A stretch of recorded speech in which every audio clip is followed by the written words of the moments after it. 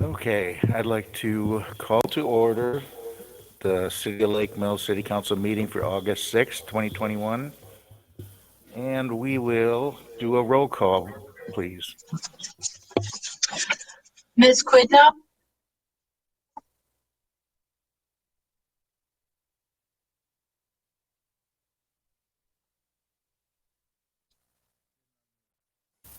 Here. Mr. Foster? Here. Ms. Curler? Here. Mr. Waters? Here. Mr. Fields? Here. All present. Thank you. For those that can, please rise for the Pledge of Allegiance.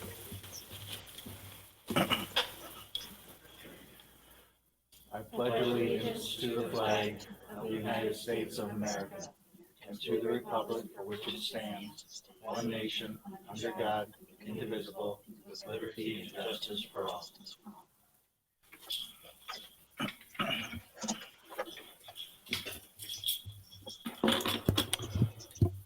All right, item 4, correction and or approval of the City Council minutes of March 16th, 2021. Do we have someone that would like to make a motion of adoption? I'll move adoption of the minutes for March 16th, 2021. Is there a second?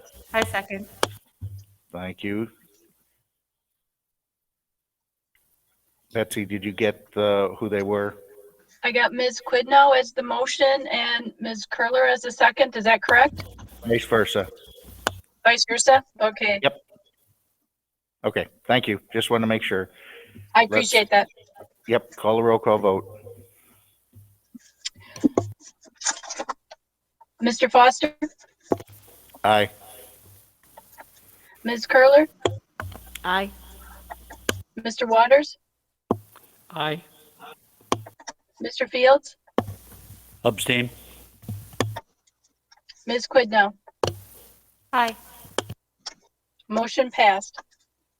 All right, that moves us into correspondence, and I'll start because I think everybody got the same letter from the Outlawz softball organization.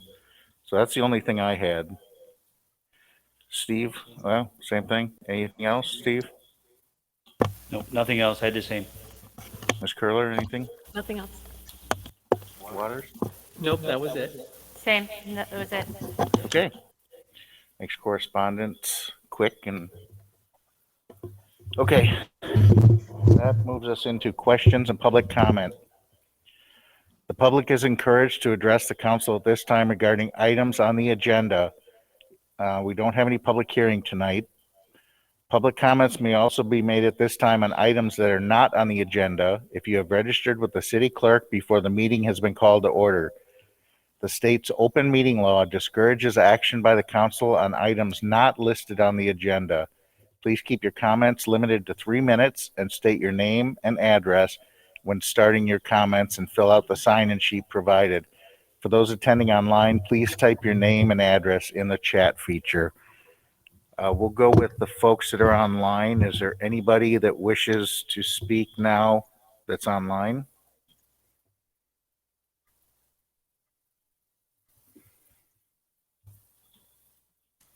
I don't have anybody, Mike. Okay. Then we'll move into the audience here. Is there anybody that wishes to speak this evening? All right, seeing none, we will close questions and public comment and move on to item 7, the city manager's report, and we'll turn it over to you, Steve. I only had 2 items on the agenda, the utility check register and the general fund check register. I also want to note that construction will begin on West Lake Street this week. So there should be notices going out already so that people know that the street is going to be pulverized and probably won't be passable for a day or two. So they need to make arrangements for how to get into their properties. They should have a notice on that already from the contractor, but I wanted to let you guys know so that if there are any questions come up, you you can respond. Other than that, I don't have anything, Mike. All right, thanks, Steve. I also noticed, if others hadn't, that the construction on the boat launch has started. So if you're interested in that, you can take a drive down there and see what's going on. And also construction on the placement of the volleyball courts is already taken place down there. So I don't know if I want to ask this or not, Steve. I'm going to ask you. So it sounds like we did not get the authorization to keep that money. Where does that put us for affordable housing projects? Well, we still have over $500,000 from the TID. And then there are a couple other options that I'd like to bring up. But I want to make sure that I know what I'm talking about. Okay. I think there's, probably another 500,000 available, but we have more options with that than just that. So I want to be able to sit down with the council on one of the sessions and be able to go over that type of stuff. Okay. So yeah, the work we did and the stuff that we had asked to save that money came back disapproved. So. All right. Anything else for Steve? Does anybody have questions for Steve? Not a question, but just could I ask is it possible to have the volume any louder in the room here? It's rather quiet. Yep. We can ask.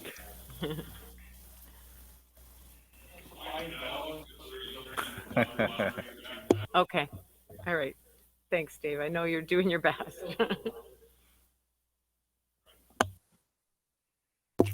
How about now? Can you hear now? Better? A little better. A little better. Okay. All right. One last call. Does anybody else have any questions for Steve? All right. We will move on to item 8, which is the acceptance of the minutes of the library board of February 15th, 2021, the Plan Commission of March 23rd, 2021, the Lake Mills Housing Authority, Rock Lake Manor of January 26th, 2021. Those will all go on record as written. Item 9, council business. Board appointment, City Council Representative Steve Fields to the Library Board. That is that's my appointment, right? Just want to make sure. Yeah, it's yours. I messed that up last time, right? Well, you tried to make my appointment, but yeah. Okay, so we have that appointment made. Would anybody like to make a motion to approve the appointment? I move to approve Steve Fields to the library board. Thank you, Ms. Quedno. Is there a second? Second by Mr. Waters. Can I get a roll call vote, please? Mr. Foster, Aye. Ms. Curler, Aye. Mr. Waters, Aye. Mr. Fields, Abstain? Ms. Quidnow. I didn't go. Aye. All right, motion passed. All right, thank you. Resolution, dry mouth. Resolution 21-14, recognition of city service for Douglas Messmann. Could I get that whole thing read, please, Betsy? And I apologize beforehand. I'm going to have you read all 4 of these. All right. Resolution 21-14, in appreciation of public service to the City of Lake Mills, Douglas Messmann. Whereas Douglas Messmann has served as a police officer of the City of Lake Mills for 21 years, and whereas Douglas Messmann has been an empathetic, street smart, and exemplary police officer, and whereas Douglas Messmann has worked to influence and achieve goals that were important to the City of Lake Mills Police Department, and whereas Douglas Messmann has provided conscientious and faithful service that has contributed to the betterment of Lake Mills. Now therefore be it resolved that the City Council of the City of Lake Mills does hereby wish to express their appreciation and acknowledgement on behalf of the city's citizens of Lake Mills to commend Douglas Messmann for his devotion, passion, and public service given to the City of Lake Mills. All right, I would look for a motion of adoption. I would move to approve Resolution 2114, recognition of city service of Douglas Messmann. Thank you, Mr. Waters. Is there a second? I'll second that. Thank you, Ms. Curler. Before we go on to the roll call vote, is he here, guys? Have you seen him? Okay.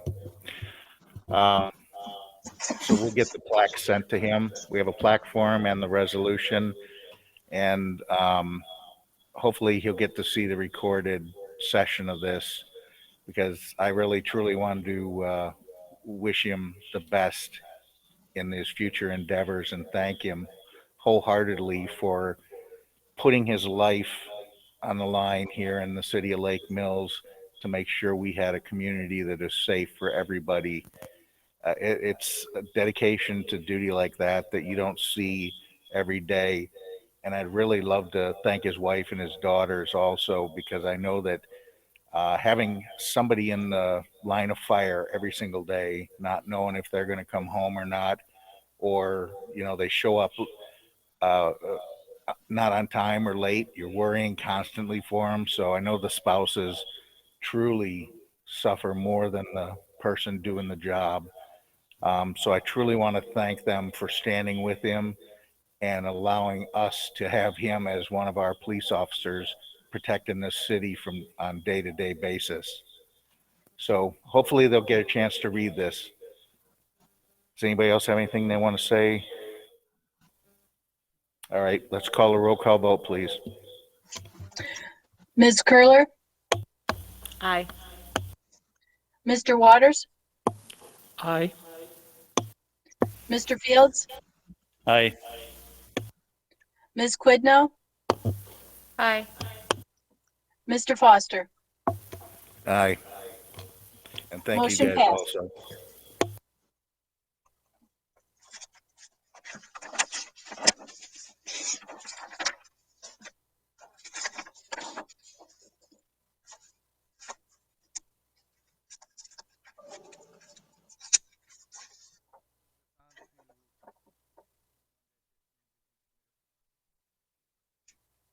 Thanks. That's wondering why I didn't hear myself in my. That moves us on to Resolution 21-15, recognition of city service for Vicki Schmidt. Could I get you to read that, please? Resolution 2115, in appreciation of public service to the City of Lake Mills, Vicki Schmidt. Whereas Vicki Schmidt has served for 5 years as a dedicated and valuable member of the Lake Mills City Council, and whereas in the course of her service, Vicki Schmidt has immersed herself in the needs of the citizens of Lake Mills. And whereas Vicki Schmidt has worked effectively with the elected officials and staff to influence and achieve goals that were important to the City of Lake Mills. And whereas Vicki Schmidt has provided a calm demeanor and stalwart service that has contributed to the betterment of Lake Mills. Now therefore be it resolved that the City Council of the City of Lake Mills does hereby wish to express their gratitude for all her contributions and acknowledges on behalf of the citizens of Lake Mills her devotion, passion, and public service given to the City of Lake Mills. All right, I'm looking for a motion of adoption on Resolution 21-15. I move to adopt Resolution 21-15, appreciation of public service to the City of Lake Mills for Vicki Schmidt. Thank you, Ms. Quedno. Is there a second? I'll second. Thank you. And I'd just like to say another little quick thing before we vote here, because Vicki was the city attorney when I got onto the police commission way back when, and she has just been an amazing resource for this community for years and years and years. And it was very unselfish of her after her retirement from the from the job in the city to actually volunteer her time to be part of the city council. So I truly appreciate the work that she's done, and I truly appreciate the friendship I was granted by knowing her. So hopefully we can get this plaque off to her. All right, let's call a roll call vote unless anybody else has anything to say. Roll call vote, please. Mr. Waters, Aye. Mr. Fields, Aye. Ms. Quidnow, Aye. Mr. Foster, Aye. Ms. Curler. Aye. Motion passed. Thank you. Resolution 21-16, recognition of city service. Doug Fritsch. Could I get that read, please? Resolution 2116, in appreciation of public service to the city of Lake Mills, Douglas Fritsch. Whereas Douglas Fritsch has served for 6 years as a dedicated and valuable council member of the city of Lake Mills. And whereas in the course of his service, Douglas Fritsch has served on the Public Works Board and Library Board. And whereas Douglas Fritsch has worked effectively with elected officials and staff to influence and achieve goals that were important to the city of Lake Mills. And whereas Douglas Fritsch has been a highly dedicated and respected member of the city council, and his service has contributed to the betterment of Lake Mills. Now therefore be it resolved that the city council of the city of Lake Mills does hereby wish to express their gratitude for all his contributions and acknowledges on behalf of the citizens of Lake Mills his devotion, passion, and public service given to the city of Lake Mills. All right, I will accept a motion of adoption for resolution 21-16. I move adoption of resolution 21-16.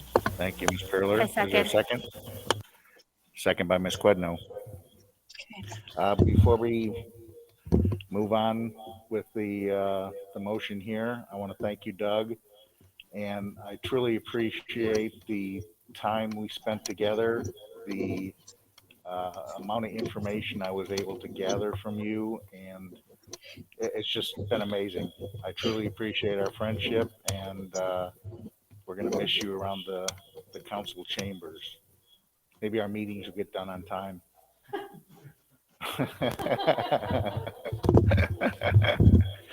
All right, we're going to call the roll call vote, and then I'll invite you down. I'll present you with the plaque, and then we'll give you a few moments to say whatever you want to say. Sound good? All right, let's go ahead and call the roll call vote. Mr. Fields, Aye. Ms. Quidnow, Aye. Mr. Foster, Aye. Ms. Curler, Aye. Mr. Waters. Aye. Motion passed. All right, Doug, come on down. Let's get you this plaque in your hand. The resolution will be sent to you as soon as I get them signed. But I want to hand you the plaque and give you a handshake.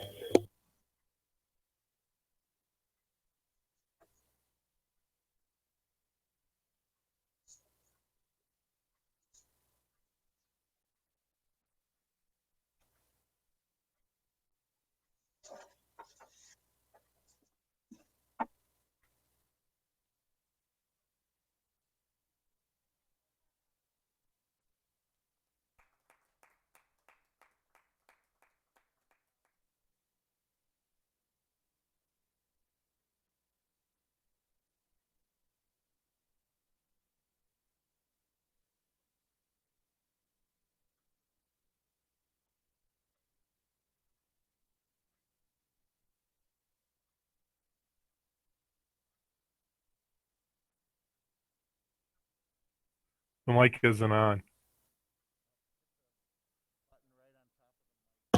Okay. There we go. I'd like to thank the council for the award that you've granted me. I got the agenda. I said, what did I want with the agenda? And I looked at it. Oh, I'm on the agenda. So thank you very much. I appreciate. I have, like I said, enjoyed the work on the council. I've enjoyed my 20 5 years or so on the Public Works Board and the Library Board. And it's been a great chance to take and actually do the activities that I used to teach about at the high school. So I welcome it, and at least most of the time. And I would just like to say I want to thank very much the award from the council, and I want to thank all of the employees of the city of Lake Mills, police, fire, EMS, the city staff, the public works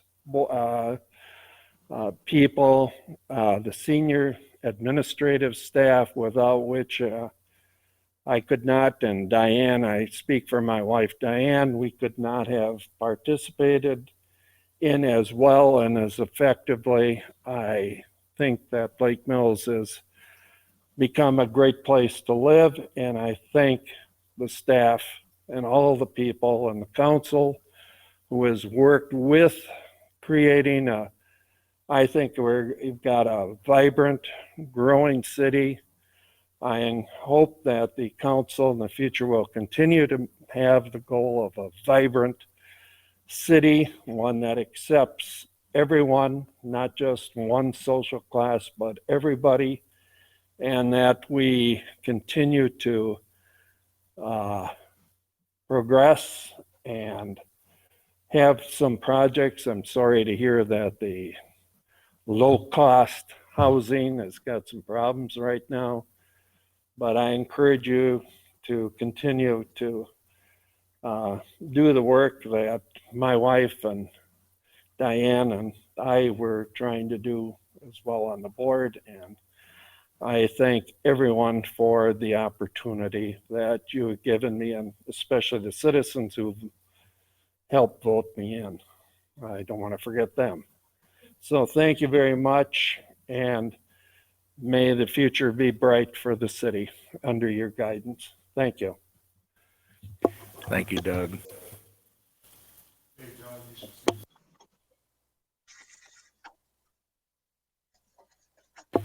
Yeah, I don't think they can get any bigger.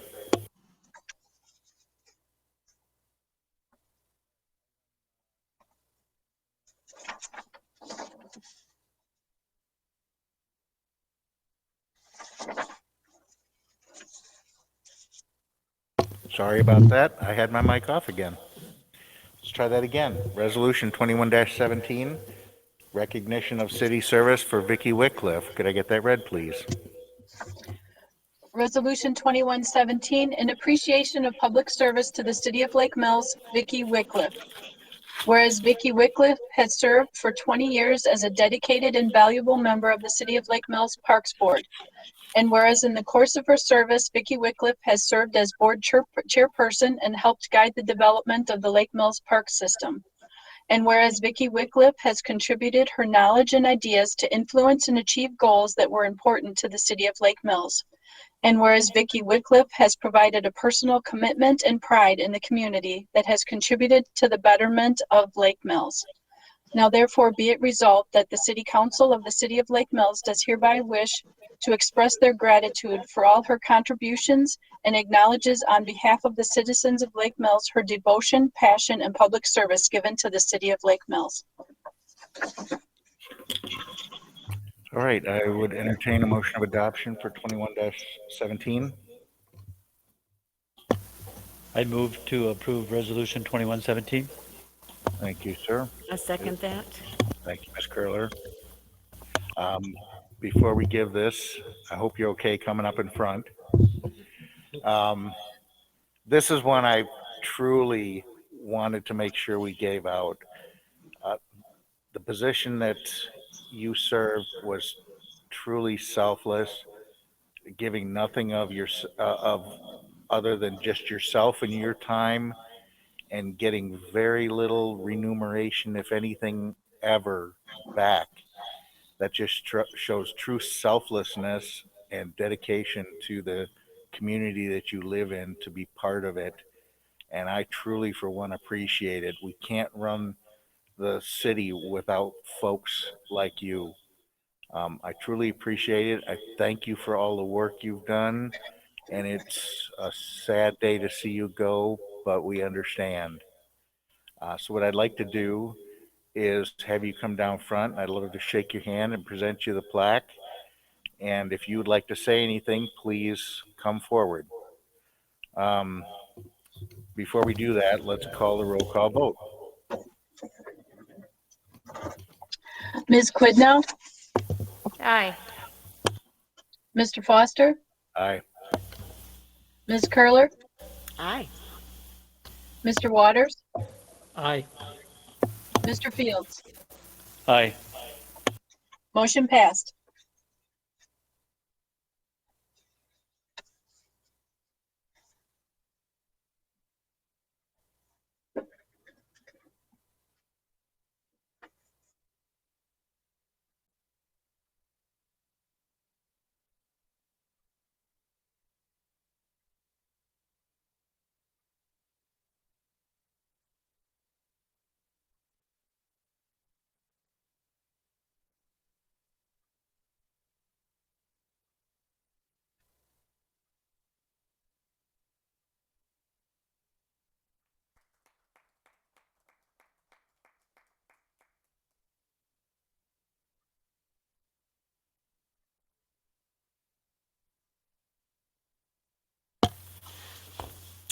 I thank the council for this recognition. I've enjoyed working on the Parks Board for 20 years. My husband originally nominated me for this position because he thought I wouldn't have enough to do after my daughter went off to college. I don't think he realizes that I never ran out of things to do, but I did enjoy working on the board. I want to thank Steve Fields for letting me suggest and edit his minutes over the time that he was the secretary of the board. As he knows, I can be pretty nitpicky, and I always want to be sure everything is just right for the council to read. One of the things that I implemented during my time on the board was to initiate the volunteer flower bed program with another member of the board. Rob was at first somewhat hesitant because he didn't think the volunteers would do a good enough job. But over the years, I think he's appreciated having extra hands do the flowers. And I've even seen people from out of town comment on how nice our flowers look, especially in front of the library. That is one of our really good volunteers there. People have taken photos standing there, so they really appreciate the efforts of the volunteers. So I look forward to doing something else. I'm still going to coordinate the flower bed program because I have all the information and I have the volunteers lined up. And this past year, there were even new seniors who volunteered because of COVID. They had nothing else to do, so they could be outside tending the flower beds. So thank you again. Thank you so much. Okay, moves us on to item F, discussion decision on authorizing the reduction of park fees for youth softball fundraiser, Wisconsin Outlawz Fastpitch, Inc. Could I get that title of that motion read, please? Motion 21411, authorizing the reduction of fees associated with the use of Wallace and Rotary Parks by the Wisconsin Outlawz Fastpitch, Inc. for a youth softball tournament fundraiser. All right, so I would entertain a motion of adoption for motion 21-4-1-1. I move to adopt motion 21-4-1-1. Thank you, Ms. Quetno. I'll second. That's the second in the back.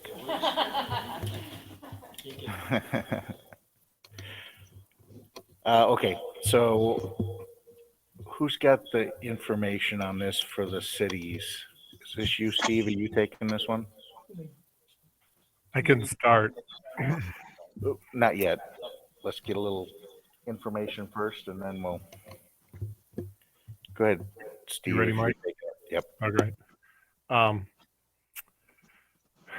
The Outlaws are having a tournament this year. I don't know if they've ever had a tournament here before or not. I know that their club or association is in the area and they've used the Lake Mills parks before. Rob's comments to me were the fees have been in place since 2015. Some of the problem has been, first of all, that he didn't think there were any tournaments going on. He did note, though, that there's been some conflict between people scheduling the diamonds with the school rather than us, so that he isn't sure that there have been any fees collected for those if there were tournaments going on. And he said a lot of times we didn't know about it, and what we were seeing was regular games, which are at a significantly reduced rate. So this time, because it was a tournament and we required the special events permit, Rob caught it and notified Mr. Rowan of the fees. And of course, he was surprised that there were fees associated with this because he'd never seen them before.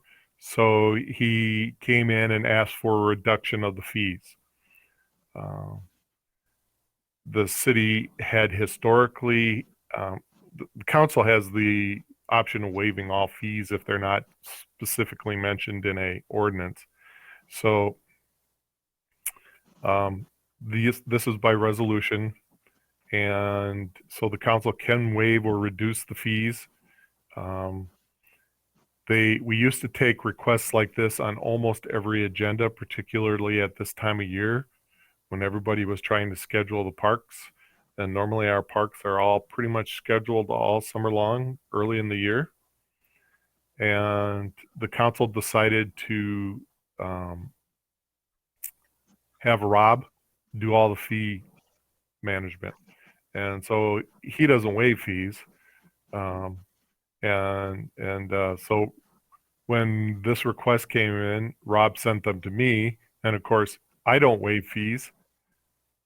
So I sent that to Mike to ask him if he would put it on the agenda as requested by Mr. Rowan, which Mike did. I don't recommend waiving fees as a general practice. A reduction in this case might be in line because of the conditions that made it occur. But obviously that's for the council to debate. And if you have any other questions, you can surely ask me. Dan, do you have anything you want to add?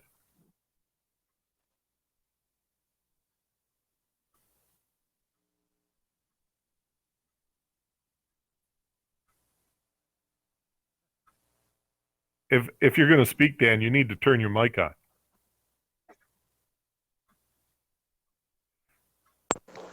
I thought I did have it on. I apologize. No, I don't have anything to add.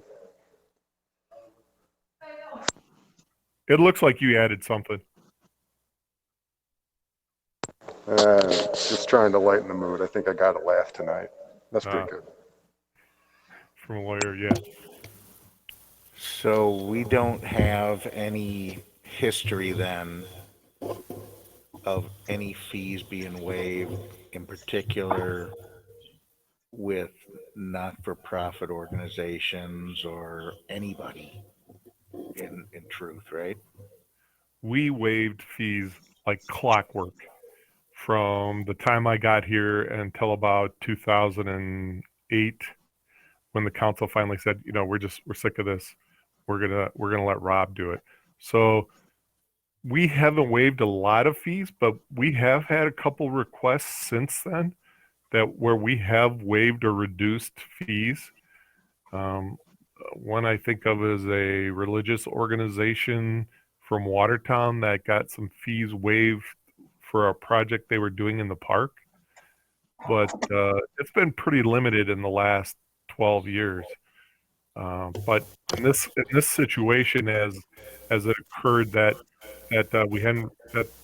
we hadn't been controlling the fees very well because of some administrative problems between us and the school district, I think Mr. Rowan was probably a little bit surprised and had already scheduled his event. And you know, surely you could ask him if for any information he had. But I don't know that we should waive all the fees, but maybe reducing them to an amount. Hey, Steve, would it be possible for us to do a fee for a resident versus non-resident, being that this business is in Lake Mills, they already pay property taxes on the property that they play in. And so therefore it would seem logical to reduce the fee for anyone that's already paying taxes for city needs, but not completely waive it, but just reduce it significantly because they're already contributing. Well, if you know how the city doesn't run any recreation programs, we use the school to run our recreation programs through Fund 80. Any programs that we run, we have a resident, non-resident charge. But in this case, the question is what percentage of them are actually city residents? That's always the debate we get into. Is a lot of the things that we have to evaluate, the requirement is they have to prove 51% of their membership owns property in the city or lives in the city, not just owns property, but lives in the city. So those are kind of the requirements that we go through when we look at reducing the fees. If you get one person out of 600 that's attending the event that lives in the city, and so you reduce all the fees, that was never a likelihood that we evaluated very, very well. We always felt that the organization that was applying should at least have 51% of their membership be in the city. In this case, I don't know that that's as relevant as it is to say that the fee management up to this point has been a little bit of a question, and so allowing them to have a reduction to be able to be prepared for the next time. I mean, this time it's a little bit of a shock. The next time they should be prepared and collected in the fees that they charge the other clubs. But this time, seeing as they've already got all their activities put together and all their clubs lined up and all their games scheduled, it's probably an unusual hardship on them to be able to pay the full fee. So I would look at more that question than I would residency. I'm willing to do the residency, but generally what we do is we make them prove that 51% in the city, and that gets to be as big of a problem as anything else. Mike, I have a couple questions for Steve. Steve, there's a 2015 fee resolution that was attached to this agenda item, and there's a reference to no fees for youth leagues that are not directly competing with the rec department. And Mr. Ruffin, in his email to us, was kind of proposing that he might qualify for that. Do you know how that's been interpreted in the past, or has that been used to waive fees by Rob? Sorry, wrong way. Rob said no, he hasn't done it, but to a certain extent that hasn't been. Again, some of the problem has been that all the organizations have been going to the school and asking the school to use the diamonds, and the school's been saying yes, and they're not actually, by the memorandum of understanding between the two of us, authorized to do that. Okay, but it sounds like you've addressed, or maybe in light of this situation, you're addressing that, and the schools know now that they're not supposed to be issuing those permits. Is that right? I haven't asked Rob that question. I'm assuming that he's taking care of that. Okay. Obviously, Rob is working half-time now, and even less, as he's going to be retiring shortly, and we're advertising for a new director of grounds and facilities. So we'll try and make sure that gets corrected in the next go around. That's why I was saying it's probably in our best interest to allow Mr. Rowan to have some break at this point. But in the long run, I mean, I'm involved with a lot of clubs. I've been involved in soccer clubs for about 16 years. I have a good idea how tournaments run. He could have collected the fees earlier. The problem is he can't go back and collect the fees after. And so I think at this point in time, we need to make sure that we have an idea of what he anticipated the fees were going to be, and then reduce them probably to some level that was within that scope. If I was reading the email correctly, it appeared that he didn't expect a fee at all.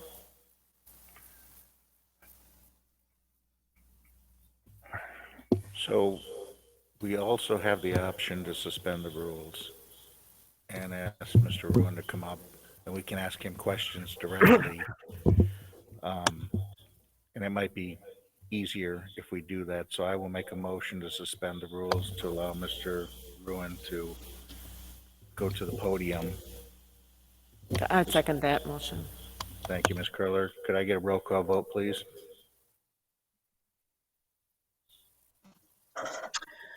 Mr. Foster, Aye. Ms. Curler, Aye. Mr. Waters, Aye. Mr. Fields, Aye. Ms. Quidnow. Aye. Motion passed. All right. Sir, if you'd like to step up to the podium, make sure the little green light is on the microphone. I can ask you some questions directly if that's okay with you. Yeah, that's fine. Okay. So whoever has some questions. Well, I'll go ahead, and you've been hearing our discussion here, so maybe can you tell us from your perspective if you've held this tournament in prior years, and when was it that you learned about these fees? Yeah, we had one last year, which we applied for a special event permit through the city, which was granted, and no fees were charged for it whatsoever. We worked with Rob to have access to some water to water down the fields, and we ran our tournament on a Friday, Saturday, Sunday last summer through it with all, the community. There was a lot of people from the community that weren't even part of the tournament that came and watched, using Wallace and Rotary Parks. We also used Fayetteville as well.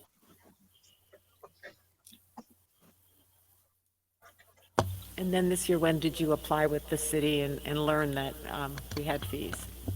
A couple months ago, I think, or about that was when it was applied for. And then after we filled in the application, Rob called me and said that there'd be the charges for the fields,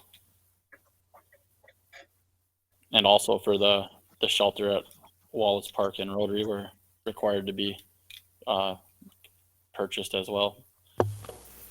Can you reiterate the amount that is being charged to the business, and how exactly, if you were to be charged all of that amount, you would recoup it? Well, it's $150 a diamond plus $100 a day, $150 a day per diamond, $100 a day for Wallace shelter, and $60 a day for Rotary shelter, which comes out to about I think it was $910 a day. So it's $1,820 for the weekend. Normally, if we're gonna have that kind of fee, we would have to charge more for the tournament to cover those costs. We didn't believe there was going to be a charge since we've used the diamonds before with a special event permit with no charge being applied. So that wasn't considered when we listed the tournament for the costs. So that's almost $2,000 of extra costs on top of $45 per umpire, which is 2 umpires per game that we have to pay, plus the UIC to organize their umpires, new balls, we supply all the diamond chalk. Our volunteers take care of the fields, line the fields in between games, and then we drag it when it's done so it's put back the way it was when we found it.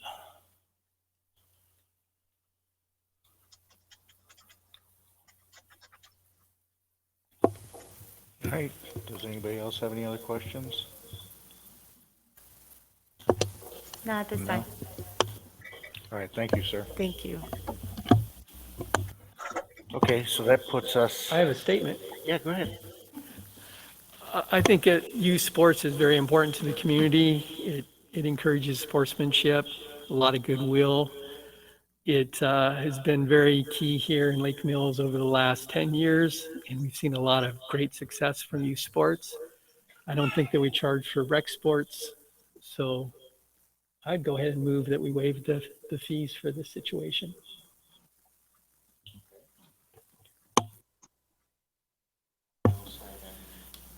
I think some of the issues we need to address is our consistency. Something's breaking down here where if the tournament's gone on in the past with no fees, that somehow it's a scheduling or how our structure is designed right now to collect fees.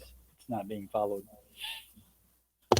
Yeah, I would unofficially second what you just said, Steve. I think that a conversation with the school district and a policy as opposed to a memorandum would be appropriate for this situation. I would agree with that also, Stephen, and I agree with what Steve Wilkie said, that, you know, in general, we when we set a fee as the council, when we set fees, we would expect those to be implemented, and if for some reason they weren't implemented properly in the past, we've got to clean that situation up. But unfortunately, you know, this organization didn't anticipate this, you know, almost $2,000 in fees, and now hopefully in the future they'll be able to prepare for it. But I think it's creating a kind of an unfair situation for them, probably based on past, you know, city behavior. And it could also affect future events in Lake Mills as well, that we need to be considering if there's going to be other events or other organizations that want to use those fields. And if they know that the fees associated with them are atrociously more than others, they're not going to come here. And that's businesses that are going to suffer for it. So. You know, I know that Rob isn't here, but there was a mention in his email that was attached that he said that the Parks Board had some concerns about, and I guess it was a lot of organizations coming to Lake Mills last year because Dane County's was closing. I don't know, Steve, if you were on the board at that time, but so there obviously was some concern about the high demand for the field. So, I mean, I don't think we should, you know, be waiving fees in general. It costs us to own and maintain those properties, but it seemed like there also was maybe an unusual situation last year. Steve, were you on the board at that Parks Board at that time? I was, and we did see a huge increase in park usage. A lot of people did come out. We saw it especially down at Sandy Beach. Yep, attendance was up in the parks. There's some that kind items of that gets back to what I was saying about the whole in residents versus non-resident. And I hear what you're saying, Steve, about the membership being of 51% resident, and wondering if that also includes if the businesses have actual property in Lake Mills that would somehow play into the fee reduction, as opposed to it being another hit or something that they have to force onto the players or the parents of the players that want to do this type of activity. Another thought. I'm not going to get in. Go ahead, Steve. I'm not going to get into debating tax shifts and how monies shift around and where it comes from at this point in time, because it's a pretty extensive debate that you're getting into there. And so how things have been defined in the past has worked the best for us. So when you start talking about who owns property and who can get, we're going to start talking about boat lifts, and we're going to start talking about, you know, access to the parks under certain conditions. And you're going to get into a huge debate that will drag down time, and you'll pit neighbor against neighbor, and what has historically been a relatively simple process. The other thing I want to debate or note is that one of the reasons we have an MOU with the school district is we provided the land, the school district built the parks. So there's a little bit of a quid pro quo there for us to deal with the school district versus other agencies. And so you have to remember that there's a long history, and the MOU is a contract between us and the city about how things will be handled in the future based on the contributions of each agency. And so that gets tied into this pretty extensively too. So while they're treated differently for a very specific reason, the other groups are not. And so what we need to do, and I agree, we need to figure out who's charging what and how. It is spelled out in that agreement. And I think if it's like I know, you go for a long time, nobody's really paying any attention to it. And then all of a sudden something hits and you're going, hold it, wait. Especially last year. We probably went for 5 years or the first 4 years of that fee, and nobody thought much about it until last year when all of a sudden every ball diamond in the city was being used every night by teams from Cottage Grove and Marshall and some Prairie.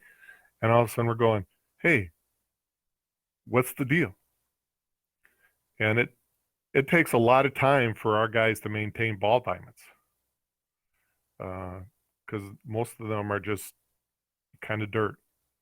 So this is a much broader conversation that we could have at another point. But at this point in time, I feel comfortable with at least reducing, if not waiving, Mr. Rowan's fees under the conditions that he got caught in a tough position. But I don't want to make this an every meeting type of situation. Yeah, I agree, Steve, and I think that once we get through this, I think that's something that needs to go to the park boards for consideration if there's changes to be made and recommendations to come back up to us. Yeah, Mike, that was my thought as well, and I wondered even just the concept of a tournament. Can there be sort of a package price for that rather than this, individual a la carte pricing? Maybe that's a way that the city can still get, the funds that we need to support our maintenance, but it makes it easier for a group like this to afford it. Yeah, and I think that's something that time would be well spent with the Parks Board to figure that stuff out, so. I'll definitely start the conversation as I'm on the Parks Board, so I'll make sure that conversation occurs, as well as perhaps coming to an understanding of what that's going to look like and propose it to the City Council.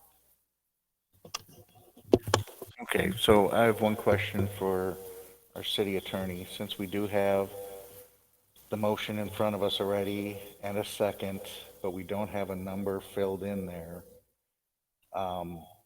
is there any reason why we have to amend this? Just clarify the motion. Yeah, okay. Oh, he's gonna mic up to say no again. No, I would clarify your motion just to speak to that issue. I don't know that any action has been taken. You have blanks in the motion as it's written. You want to interpret and complete that.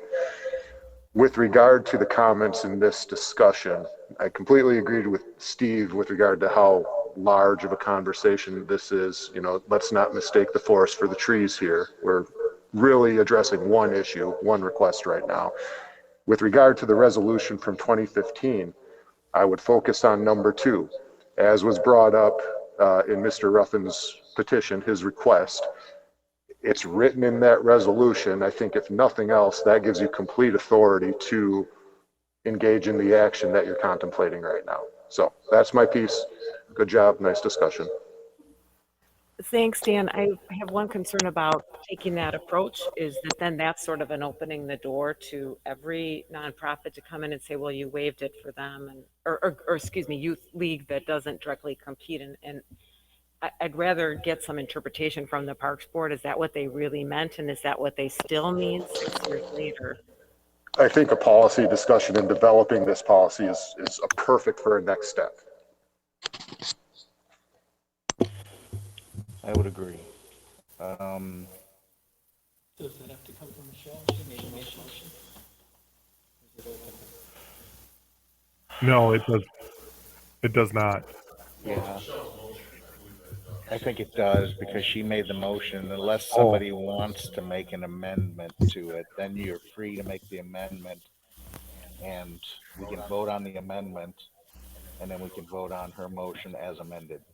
So do you want me to move to amend It's, motion? no, Okay. you wouldn't have to. If you Yeah. want to make a change to your motion, you can put in whatever you think it would be reduced to a dollar amount. I see. Well, then I move to pass motion 21-4-1-1, section 1, with the amount of $250. And Steve, I believe you seconded. So it would have to come back to you to concur. I'll concur, I'll second it. Okay. So at this point, we have a motion and a second for a reduced fee of $200 for this tournament. Or 250. $250, excuse me. Thank you.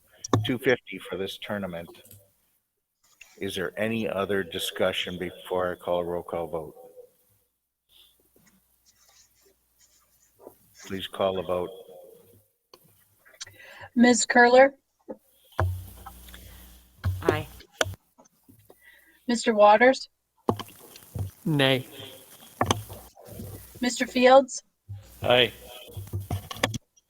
Ms. Quidnow, Aye. Mr. Foster. Aye. Motion passed.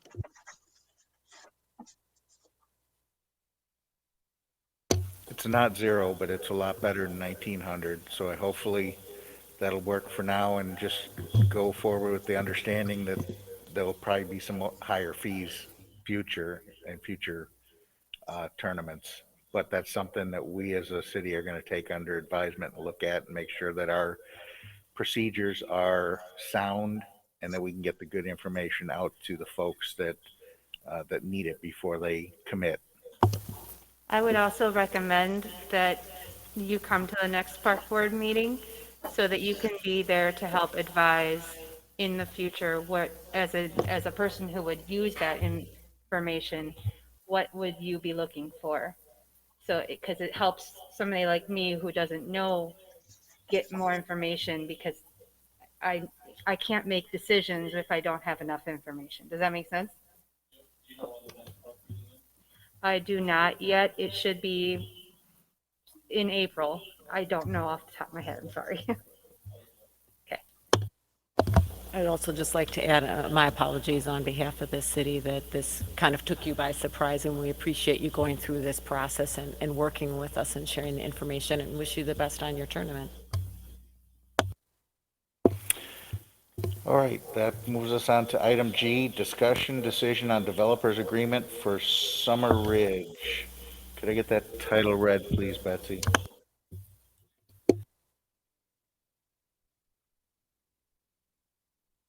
Motion 21-4-1-2, authorizing the city manager to execute a development agreement with Summer Ridge LLC for Summer Ridge Apartments.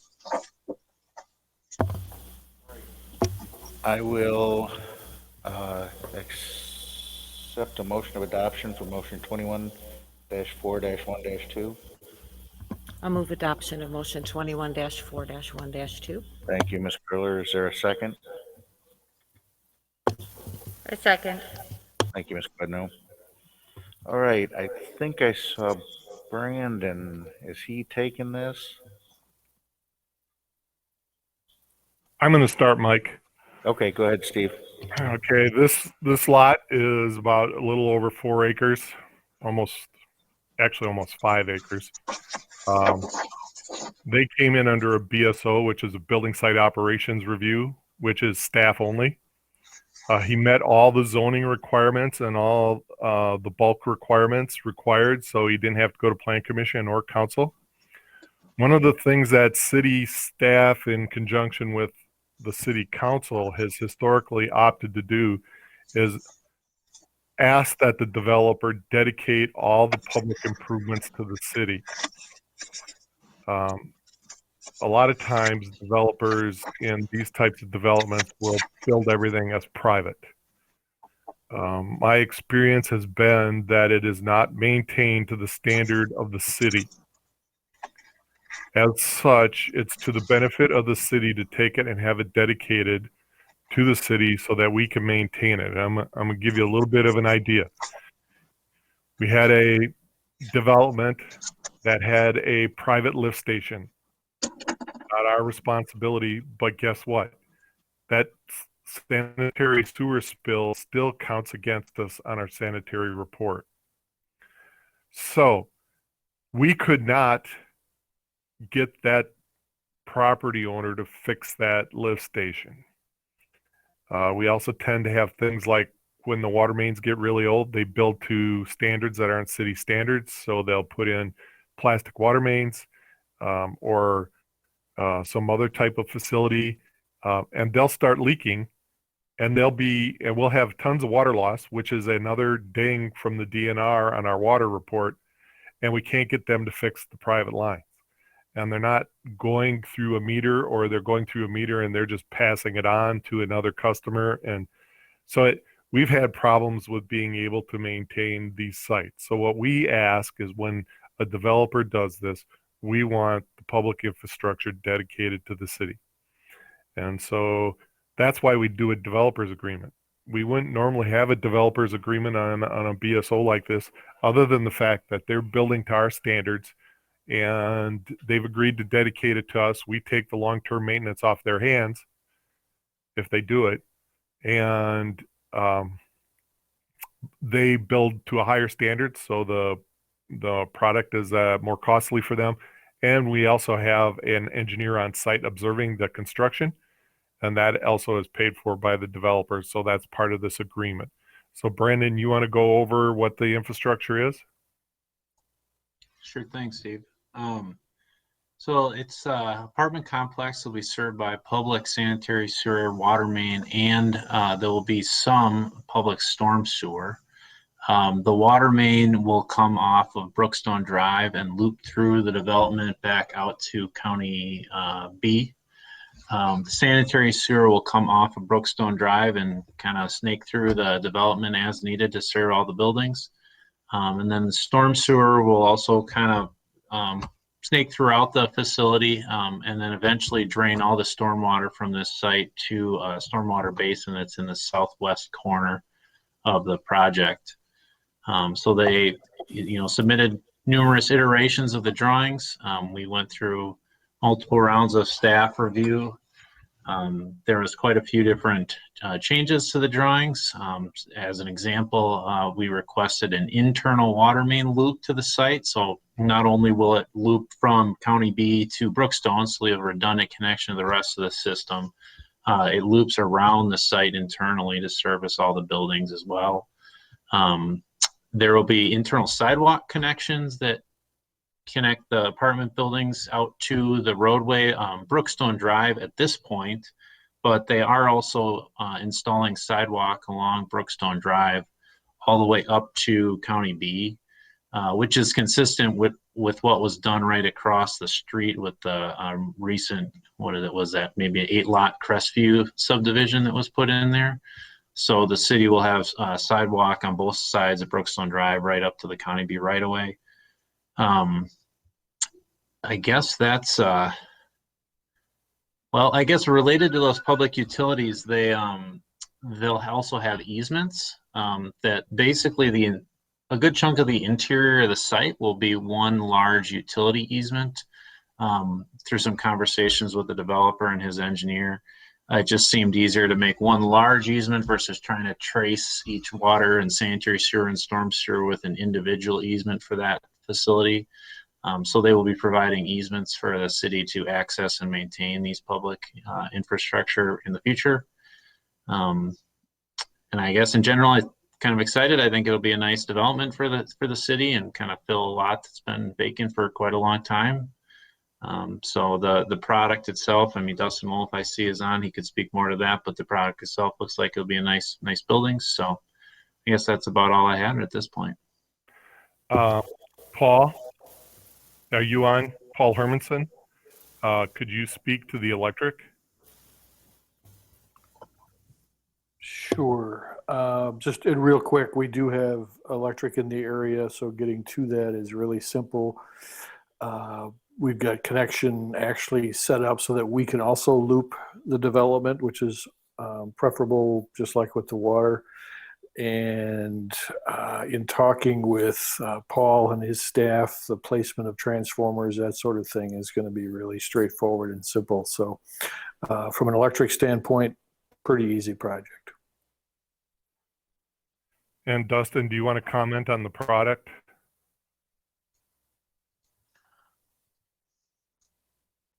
Certainly. We are very happy with the materials and the aesthetic of the buildings that have been brought forward. There was certainly a lot of meetings with the developer and his architects on what they were proposing. There's quality materials, brickstone kind of block on first floor, like an LP Smart Side, which is a composite siding for much of it, integrating with a lot of fenestration. So windows, the garage doors will have articulation and windows, and some natural looking beams and awnings or overhangs.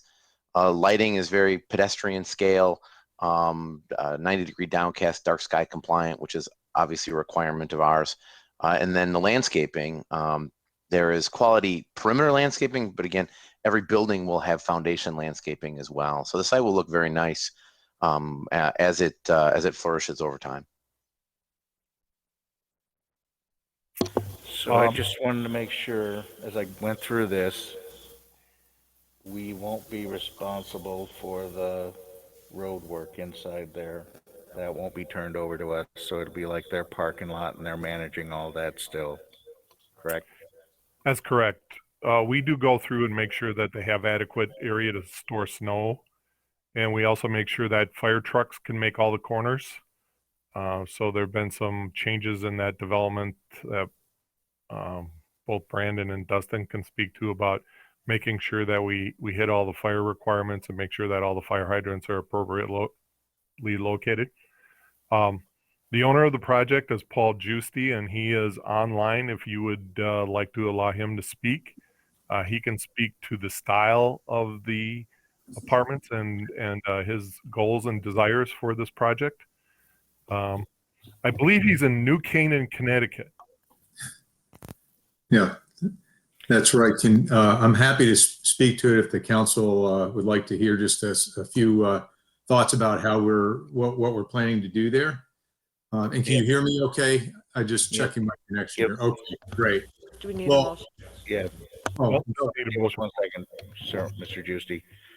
I'll make a motion to suspend the rules to allow Mr. Giusti to speak on this matter.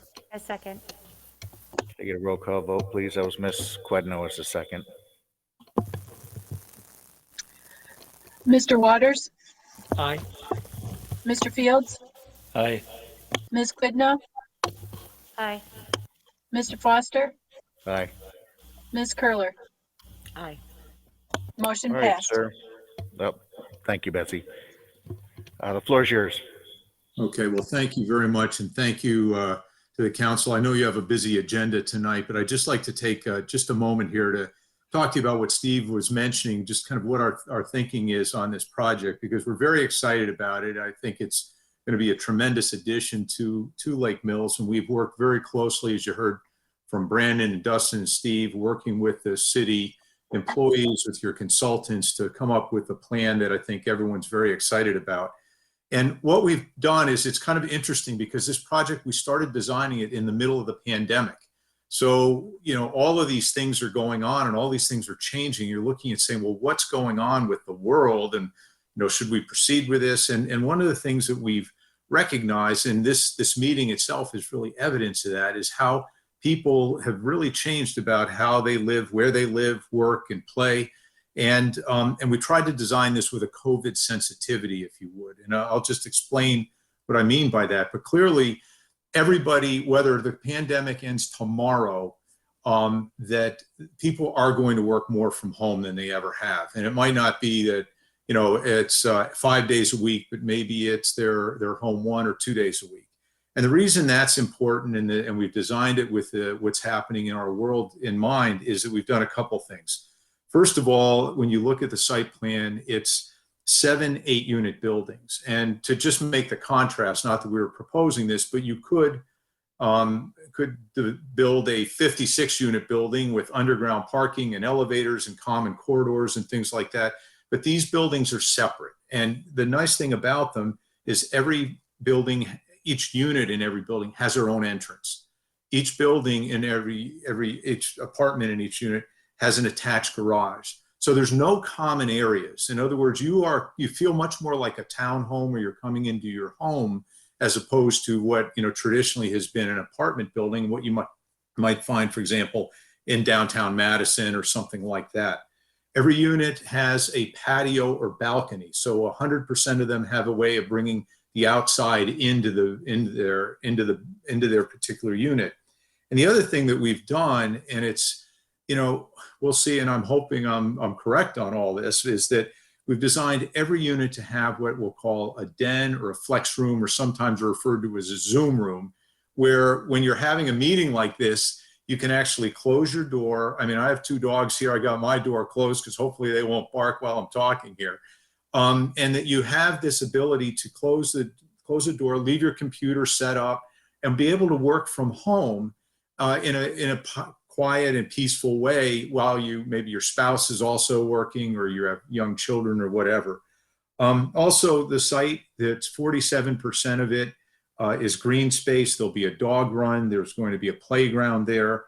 And it's in a great location. I mean, it's near walking distance to Wallace Park, as you know, near downtown, I-94. And it really is, I think, going to be a beautiful development, a beautiful project that we're very, very excited about bringing to Lake Mills. And I think everybody in the council and the community, I hope, are as excited as we are to move it forward. So that's the kind of the 3-minute drill on it, if you would. And I'm happy to answer any questions that anybody might have. So I had a question about trash and the management of the trash and things like that. Do you plan on using the city services, or are you looking at a different service for trash? Well, the way we're planning to do it is that there's not going to be a central trash facility, because everybody has a garage. Each unit will have their own trash put in the garage and put out as appropriate. And our plan is to use the city's services for that. Okay. And now, is that going to be a fee that you'll collect from the residents and provide Yes. to the city, or is that? I think that's probably the best way to do it. I mean, to the extent that we can individually meter things like water, electricity, so they don't, if you would, get wasted, people are cognizant of that. But something like trash, the presumption is we'll just include that as part of the rent, if you would, because we want to manage that relationship with the city as well and make sure that it's done in a very thoughtful, efficient manner. Yeah. We don't recommend that. We would prefer that each unit, if they get their own water and sewer bill, they would get their refuse bill. We don't do it as a property tax issue. We charge a fee right on the utility bill. And so we would prefer that each unit pay their own refuse. That's easier for us to keep track of that. Okay. Well, look, I'm agnostic about which way to do it. It struck me that it would be easier to do it the way I was proposing. But Steve, if that's easier for the city, candidly, the more that we can, just have each individual handle that, and whether it's water or electricity or whatever, and then if it's easier for the city, again, I want to be easy to work with, and if that's better, we can certainly do it that way. We haven't set it up one way or another, as you well know. So if that's easier, we can do it that way. Yeah, we've gone to extreme pains to make sure that we have good access to all the water and the sewer and the electric meters. And so as long as we're already sending one of those bills to each unit, it becomes much easier for us to just attach the other fees associated with our regular bills. And we don't have to have a special deduction on a bill, and we don't have to go through and search who's paying what bill. It's just real clean, real straight. And we can attach the follow-up between what we get billed and what the contractor provides us gets easier too. So Okay. It's I just a- was misunderstanding on my part. I was thinking it was easier the other way around, but again, sort of no harm, no foul, so to speak. Well, we can make that move forward in that way if it's easier for the city to manage it. No problem. Can And- I Go ahead. say that this sounds like a beautiful and great addition to Lake Mills, and I'm really excited because I live in Brookstone, so to watch that coming together is really exciting, not to mention the fact that the addition of sidewalks in that general area will be a great, great addition, because right now we can only go in certain directions. That being said, I do want to ask if you could give me a general scope. I realize this is not part of the agreement, and there's a good chance that I probably will vote to have it come together anyway, but just out of curiosity, what is the range of cost for rent of this facility? Okay. Let me just get those numbers in front of me. So again, there's as you well imagine, there's a mix of some 1-bedroom, 2-bedroom, and there's 1 3-bedroom unit in any 8-unit building. And I would say the range looking at it would be somewhere between $1,450 to $1,875 a month, depending on the size of the unit and whether it's a 1-bedroom, a 2-bedroom, or 3-bedroom. And what we did to come up with that is we commissioned a market study with Baker Tilly, Virtual Kraus, and we also looked at the rents in the area and said, well, what are the kind of the prevailing rents and things, and what would it look like? And we also recognize, as I mentioned, that we're going to be providing some things that you wouldn't normally find in a lot of the existing rental properties. Again, attached garages and some of the other things I enumerated earlier. So, but our view is we want to make it as affordable as we can. Also looking at it, though, that it's going to be a little bit more of a unique kind of property for Lake Mills, given some of the design elements that I just mentioned. Okay, thank you for that information. I'm just also curious, has it been considered to have any particular units be assigned to seniors, or allowed for there to be a reduced cost in rent, just to provide that opportunity for this unique experience to not just those that can afford $1,300 a month in rent? Yeah, well, I would say that we have not considered, I don't want to say we haven't considered that, but one of the challenges that we have right now is sort of the economics of the project. I think everyone knows that over the last year or so, lumber prices have gone up about 228%, as have some other things. And so my hope is that we will have a mix of people, whether it's young families or perhaps some retirees that want to maybe downsize, if you would, or have more of a maintenance-free kind of lifestyle that can afford this. I mean, the fact of the matter is we have to make sure that these are affordable products for the market and that people will want to move in. The last thing we want is a project that is not full and vibrant and has people there living, working, and playing every day. All that said, it would I would say that we have not sort of looked at saying, well, there's going to be a particular discount for a particular group or whatever. But I think as you know, all these things are at some level negotiable. But it's not like we've have a set aside or said a certain percentage. And certainly the financing and the construction costs and everything else to put this quality of a project together is dictated by certain minimums in terms of what the rents that we can hopefully charge.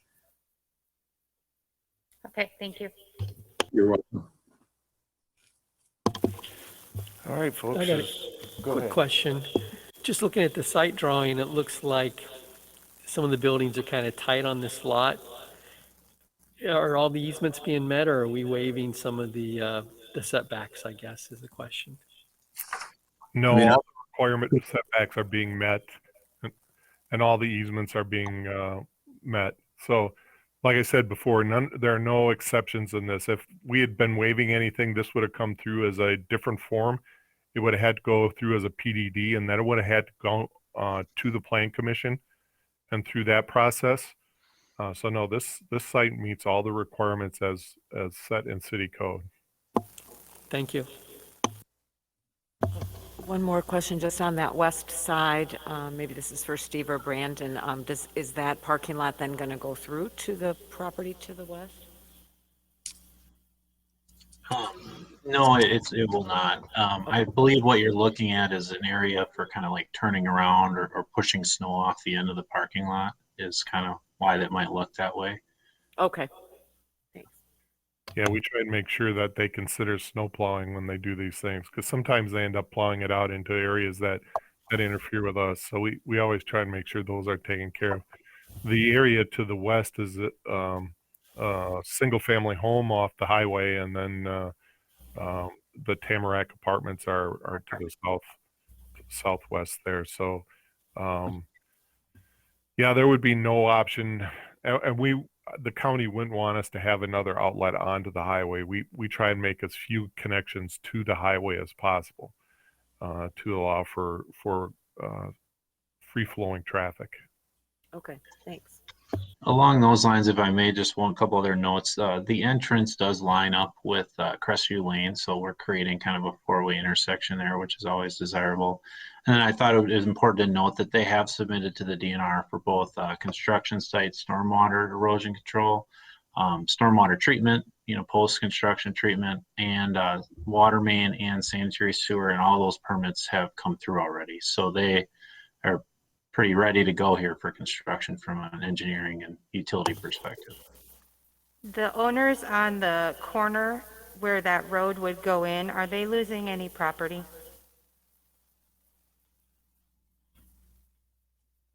No, this is all owned by Mr. Giusti. Okay. I might add that if you look at an aerial photo, there is some things which are on Mr. Giusti's property.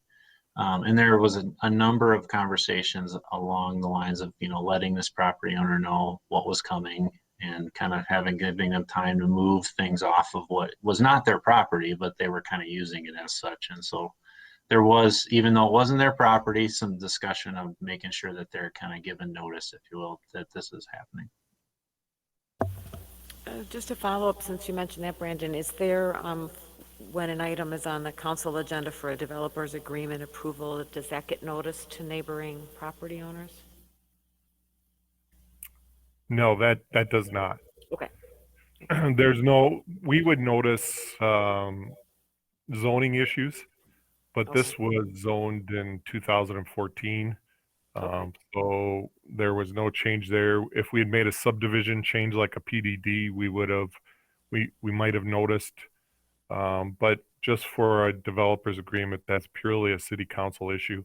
If the council turned this down, then we would just tell Mr. Giusti, you can build with private facilities. This really doesn't prevent him from constructing his project. It just changes the scope. Okay, thanks. All right, folks. So we've had a lot of questions out there, but we have a motion and a second. Are there any other questions before I call a roll call vote? All right, Betsy. Mr. Fields, Aye. Ms. Quidno, Aye. Mr. Foster, Aye. Ms. Curler, Aye. Mr. Waters. Aye. Motion passed. Okay, if I could just say thank you to the council, and I will tell you, we're very excited about this project. And as I said, appreciate all the work that Steve and Dwight, Brandon, the whole city has done to really, I think we've worked together very nicely to make it a better project as we've kind of gone through these iterations. So I really appreciate it. And thank you to everybody. Thank you, Mr. Giusti. All right, let's see, where are we? Item H, Resolution 21-18. acceptance of public improvements, Rock Creek Estate. Betsy, could I get the title read, please? Resolution 2118, acceptance of public improvements, Rock Creek Estates. Thank you. Could I get a motion of adoption for Resolution 21-18? Motion to adopt Resolution 2118. Thank you, Mr. Waters. Is a second? I'll second that. Thank you, Ms. Curler. And this is one of those things that is that follow-up piece when we require these people to build to our standards. So, Steve, are you taking the start on this one? I will start. Okay. There are a lot of public improvements in the Rock Creek development. This is a very small portion of that. This is basically the end of Brewster Drive. So it's some water main, some storm sewer, pavement, curb and gutter, and sidewalk. The city staff has kind of held off on this approval for quite a while, as Brandon might note, and how long we've had the letter. That if you look at the letter, how long we've had it, we wanted to make sure this spring that as things came out of the snow, we could see and make sure that we are making a reasonable recommendation to the council. So Brandon, you want to finalize your comments? Yeah, so my letter from February 25th was included for the council. At that time, the improvements were reviewed by myself and other city staff. There was a few small items left that we wanted to make sure were in good shape. One of them was listed as the drainage for some sidewalk that was done in late 2020 to make sure that that was not holding any water along the sidewalk there. That was reviewed by Dave Ward from the Streets Department to his satisfaction. And then the restoration was just completed last week. So they came in and put some topsoil and seed in there. The issue was they just hadn't completed that. They put the concrete in, but it was like late November and needed to fix that this spring. So they have completed the restoration, so they make sure the grass grows, but that's fairly minor in the grand scheme of things. So other than that, I believe the acceptance request for what is within the Brewster Drive right away for the cul-de-sac there. So as Steve mentioned, that's just what's in the right of way. We have a lot of sewer and water that goes throughout that development that we'll be having a similar conversation about sometime soon. So I would say that every condition that the city had asked for has been met to accept these public improvements. All right, thank you. Does anybody have any questions? All right, seeing none, we will call a roll call vote, please. Mr. Foster, Aye. Ms. Curler, Aye. Mr. Waters, Aye. Mr. Fields, Aye. Ms. Quidno. Aye. Motion passed. All right, moves us on to item I, Resolution 21-19. Could I get that title read, please? Resolution 2119, final acceptance of public improvements and final reduction and release of financial guarantee, Crestview Meadows Subdivision. Thank you. I would entertain a motion of adoption for Resolution 21-19. I move to adopt Resolution 21-19. Thank you, Ms. Quidno. Is there a second? Second. Thank you, Mr. Waters. All right. Steve, are you taking this one to start with? I'll start. All right. Crestview Subdivision is not a part of the original Brookstone plan. This area here was originally conceived of as a commercial area and was originally sold to Real Hope Church as part of the site that they had. I don't know if you know it, but churches get taxed for everything over 10 acres. So when they had that many, they had a I think it was almost 13, maybe 14 acres they had there. They were paying taxes on 4 acres. So they decided to reduce the amount of acreage they had because they did not plan to have a school at this time.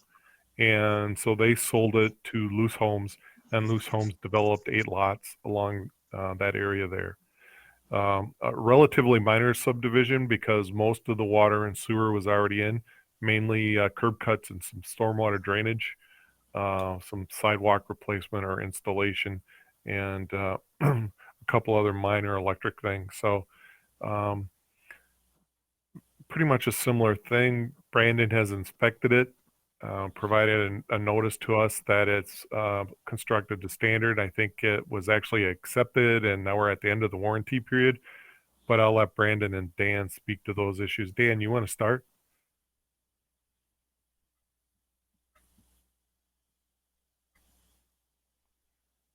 Please turn your mic on.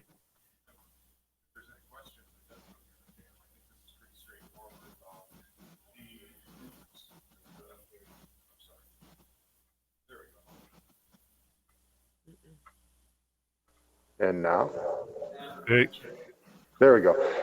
Yeah, as Steve stated, this is pretty straightforward. The public improvements were actually accepted over a year ago. The 12-month warranty period has passed, and we held in escrow funds to ensure that the project was completed to standard and that there were no issues after that warranty period. That has been satisfied, and the developer would like us to release the escrowed funds.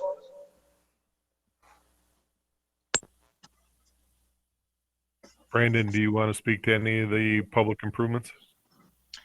I mean, you covered them pretty well. I would say that about a year ago, a little over, we took a look, declared them complete and acceptable, and the city accepted them. And then at the end of the warranty period, took another look, and there's no issues, nothing to be repaired at this point by the developer. So I would also say it's appropriate to refund the rest of the escrow for the public improvements. All right. Are there any questions, folks? No? Hearing none. Betsy, please call the roll call vote. Mr. Foster, Aye. Ms. Curler, Aye. Mr. Waters, Aye. Mr. Fields, Aye. Ms. Quidnow. Aye. Motion passed. All right, item J, resolution 21-20. Could I get that title read, please?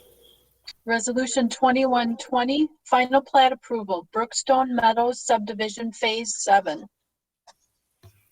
All right, I would entertain a motion of adoption for resolution 21-20. I move adoption of resolution 21-20. Thank you, Ms. Curler. Is there a second? Second. Ms. Quidnow? All right, Steve, who's taking this one? I'll start. All right. About 2014, the final lots in the Ridge development were finalized. The city had some development going on, but no single family. So mainly we were seeing new apartments, but no single family. Discussion with council led us to make a proposal to Mr. Justy, who owns this land here. And we proposed that we would special assess we would do all the work to develop the final phases of Brookstone 6 through 10. And we actually incorporated 2 into 1. So 6 was actually 2. So I think it'll only be 9 phases now. But and that we would special assess him over a 5-year time period. We actually, when we got the last one completed, we actually had to transfer that special assessment requirement from Mr. Justy to Loose Homes. I don't know if that will occur again, but I know that there's interest there. The original phases were completed under special assessment. They had 5 years to pay.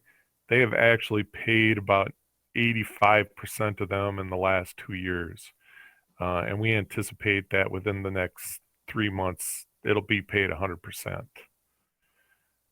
So when we looked at this project and the amount, it was estimated to be about $1 million worth of work to complete. I think there's 18 lots here. Some of it has to do with the fact that there's some rock on this ridge. This one stretch right here happens to be on a lot of rock. We actually came in with a bid substantially lower. Brandon actually lost the bid by several $1,000s. He didn't have to do the work himself. Yeah. The Plat follows the agreement that we have, a signed agreement with Mr. Giusti to finalize this. We've met all our obligations. He is continuing to meet his obligations to move forward with the project. So, Brandon, you have anything to add, or Dustin? Go ahead, Brandon. You first. Yeah, so this, went through Plan Commission already. We, when was that? Maybe a year and a half, almost 2 years ago, it did a preliminary plat for phases 6 through 9 that was approved by Plan Commission and Council, I believe. And so this is just kind of approval of the plat for the 18 lots that are in phase 7. So the preliminary plat, which is essentially is almost exactly the way that these lots lay out. There might have been some very small tweaks to square footages or something, but these are basically what was approved in the preliminary plat a couple of years ago. And I guess from my perspective, pending city council approval is ready to start being circulated for our signatures. The only thing that I would add, I'm sorry. Yeah, go ahead, Dustin. Go ahead, Dustin, yeah. The only thing that I would add is these lots will be zoned R1-4, which is a single family residential district, which is the same as the Brookstone homes, and then subsequent phases of filling out kind of the rest of the preliminary plat that will come in hopefully sooner rather than later will also be R1-4.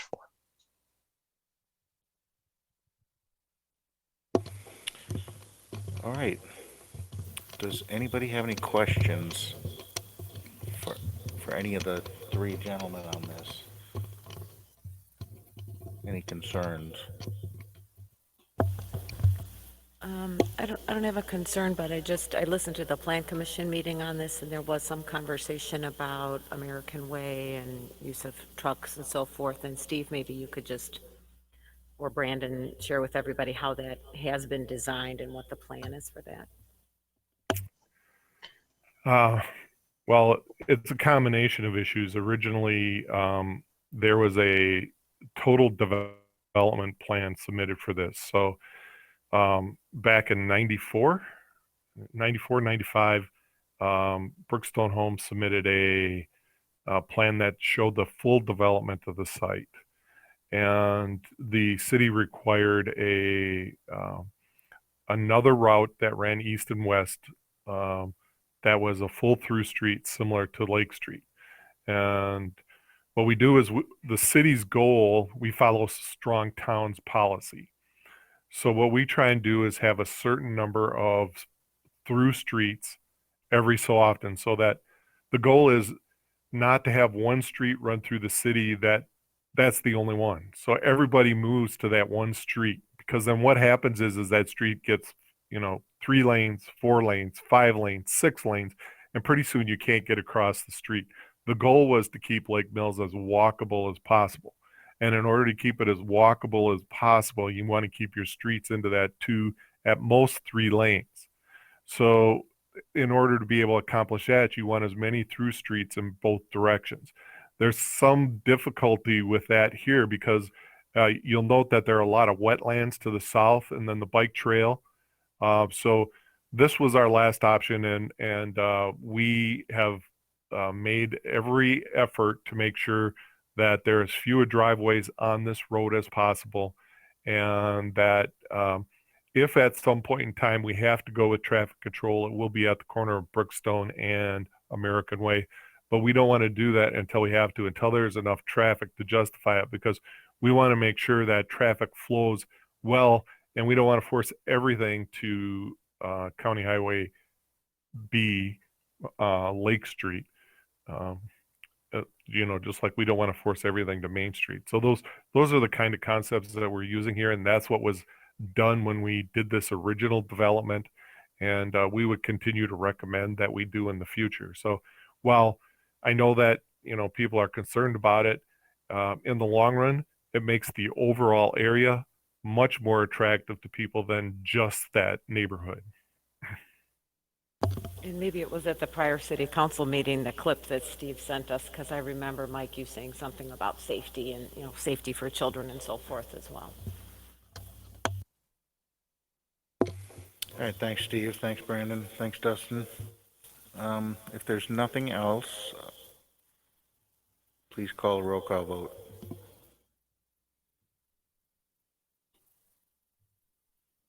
Mr. Waters, Aye. Mr. Fields, Aye. Ms. Quidno, Aye. Mr. Foster, Aye. Ms. Curler. Aye. Motion passed. All right, item K, discussion decision on bid award contract 2-2021. Could I get that title read, please? Motion 21413, authorizing the city manager to execute a contract with A1 Excavating Incorporated for contract 2021 Brookstone Phase 7 improvements. Thank you. I'll entertain a motion of adoption for motion 21-4-1-3. Move to adopt motion 21-4-1-3. Thank you, Mr. Waters. I'll second. Thank you, Mr. Fields. All right, so this is the bid award to bid the work now that we adopted the final plat. Steve, you jumping on this one? I will start again. We went out to bids based on the construction plans that follow the plat. The construction plans were attached to the agenda. I'm sure that all of you have checked all the elevations and grades and manhole sizes, Lisa, right? Yeah. And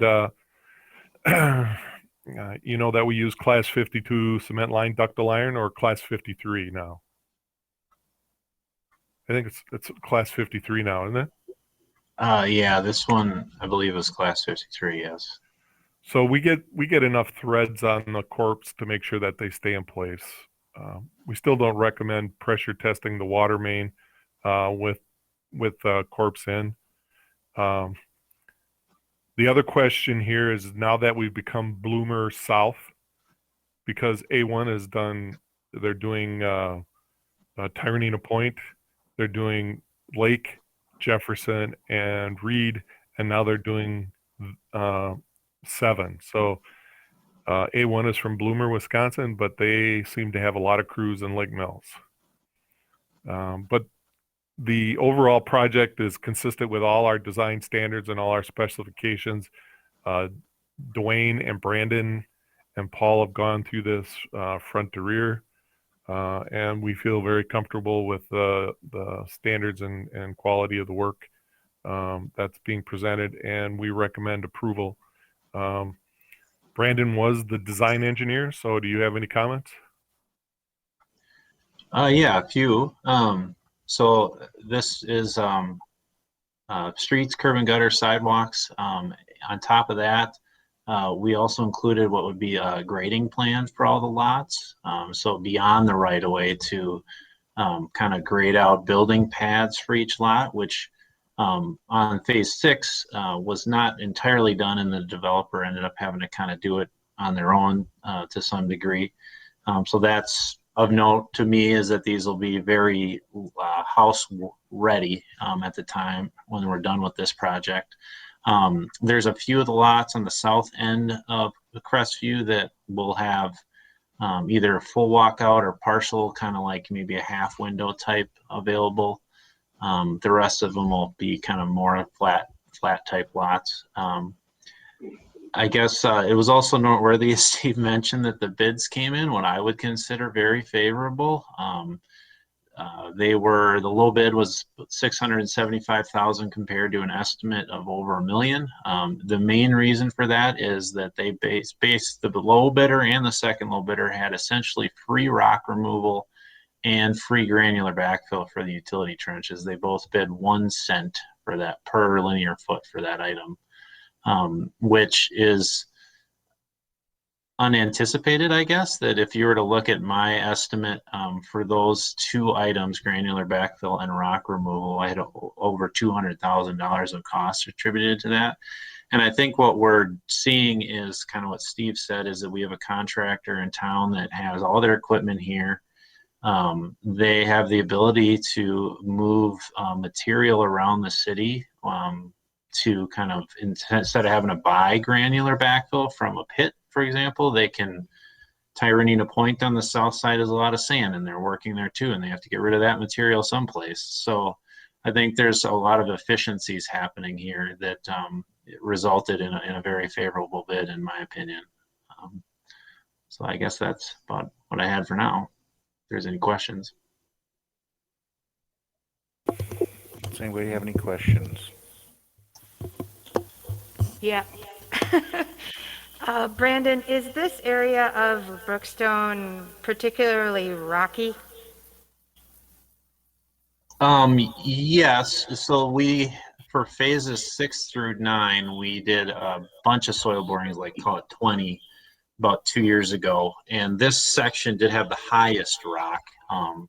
Some of the borings had rock like between 4 and 5 feet below the surface. That was maybe 1 or 2 of them. But, I think most of them were about 6 or 8 feet below the surface was the rock, which was part of the worry that it would be expensive, is that, if you have a sanitary sewer that's, 9 or 10 feet deep and the rock is 4 feet deep, that's a lot of rock. And depending on how hard it is, it could get pricey to install the utilities. That was my question and concern was, it's good that we have an excavation to get that taken care of, but at the same time, are we also setting ourselves up for additional costs because of the particularly rocky landscape of that area? You mean to build the homes afterwards? It's a little bit difficult to say because it would be very dependent on what happens to the rock. We only have 4 soil borings kind of in Crestview Lane, so we're not really sure if it stays consistent, or if it dips, or if it rises as you kind of go out into the lots. It'd also be very dependent on what finished floor elevation they want to set the homes at. Would they want a flatter driveway? What kind of ceilings do they want in the basement? Do they want a basement? Those things would all kind of impact how much rock they would have to deal with. Uncertainty about where the rock is and some kind of preference type things on the homes. Potential that it would be more expensive than just digging in normal soil, but kind of hard to say exactly how bad it will be or could be, I suppose. And that's not our cost. That's true too. Thank you, Steve. Yeah, that would be cost to build the home passed on to whoever builds the home and purchases the home, not city cost. We're not even digging any basements. That's all Right. going to be done by the contractor. While we have experience digging out there from the last project, and the rock was relatively easy to dig through. They didn't really bring in any special equipment. They used a hoe with a special head on it. Yeah.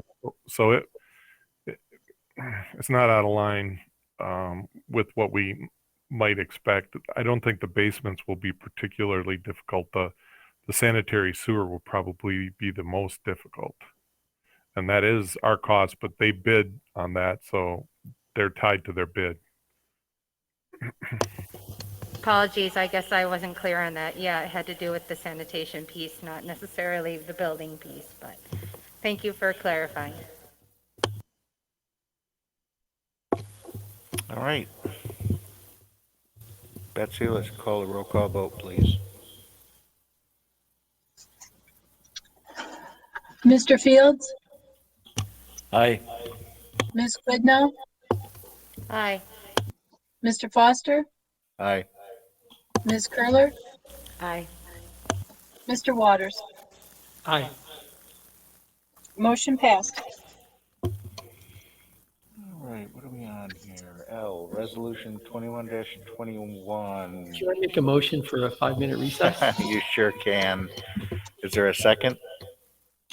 I second. So we have a motion and a second for a 5-minute recess. Can I get all in favor, say aye. Aye. Aye. All right, we're going to take a 5-minute recess here. I apologize to everybody online waiting for their issue to come up. All right, I'm going to call us back to order at 9 p.m. And we are on resolution. Come on. It didn't like my touch. Resolution 21-21. Could I get that title read, please?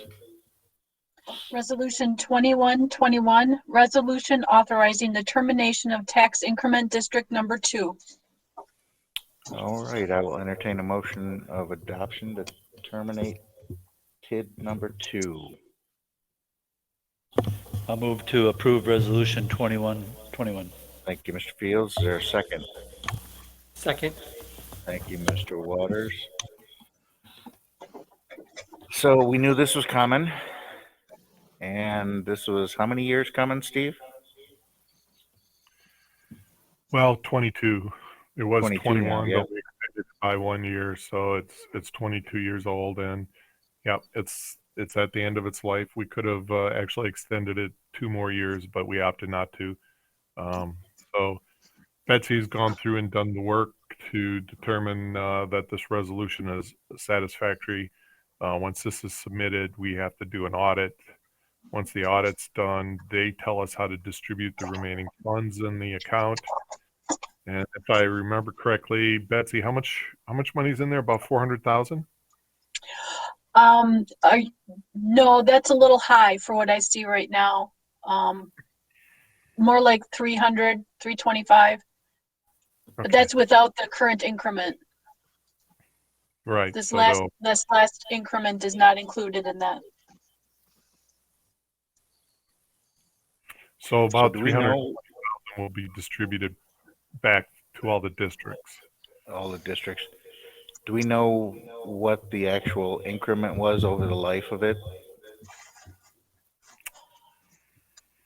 I do, but I don't have that right at the top of my fingertip. That's okay. I just, so the folks know that now this is closing, that increment will then go to the other taxing jurisdictions instead of going into the TID fund itself. So that means any increment that was created in that TID, that increment money in taxes will now go back to Lake Mills Schools, MATC, and the county, all the other jurisdictions that had to approve it. So it served its purpose. It helped us make our community a little bit better.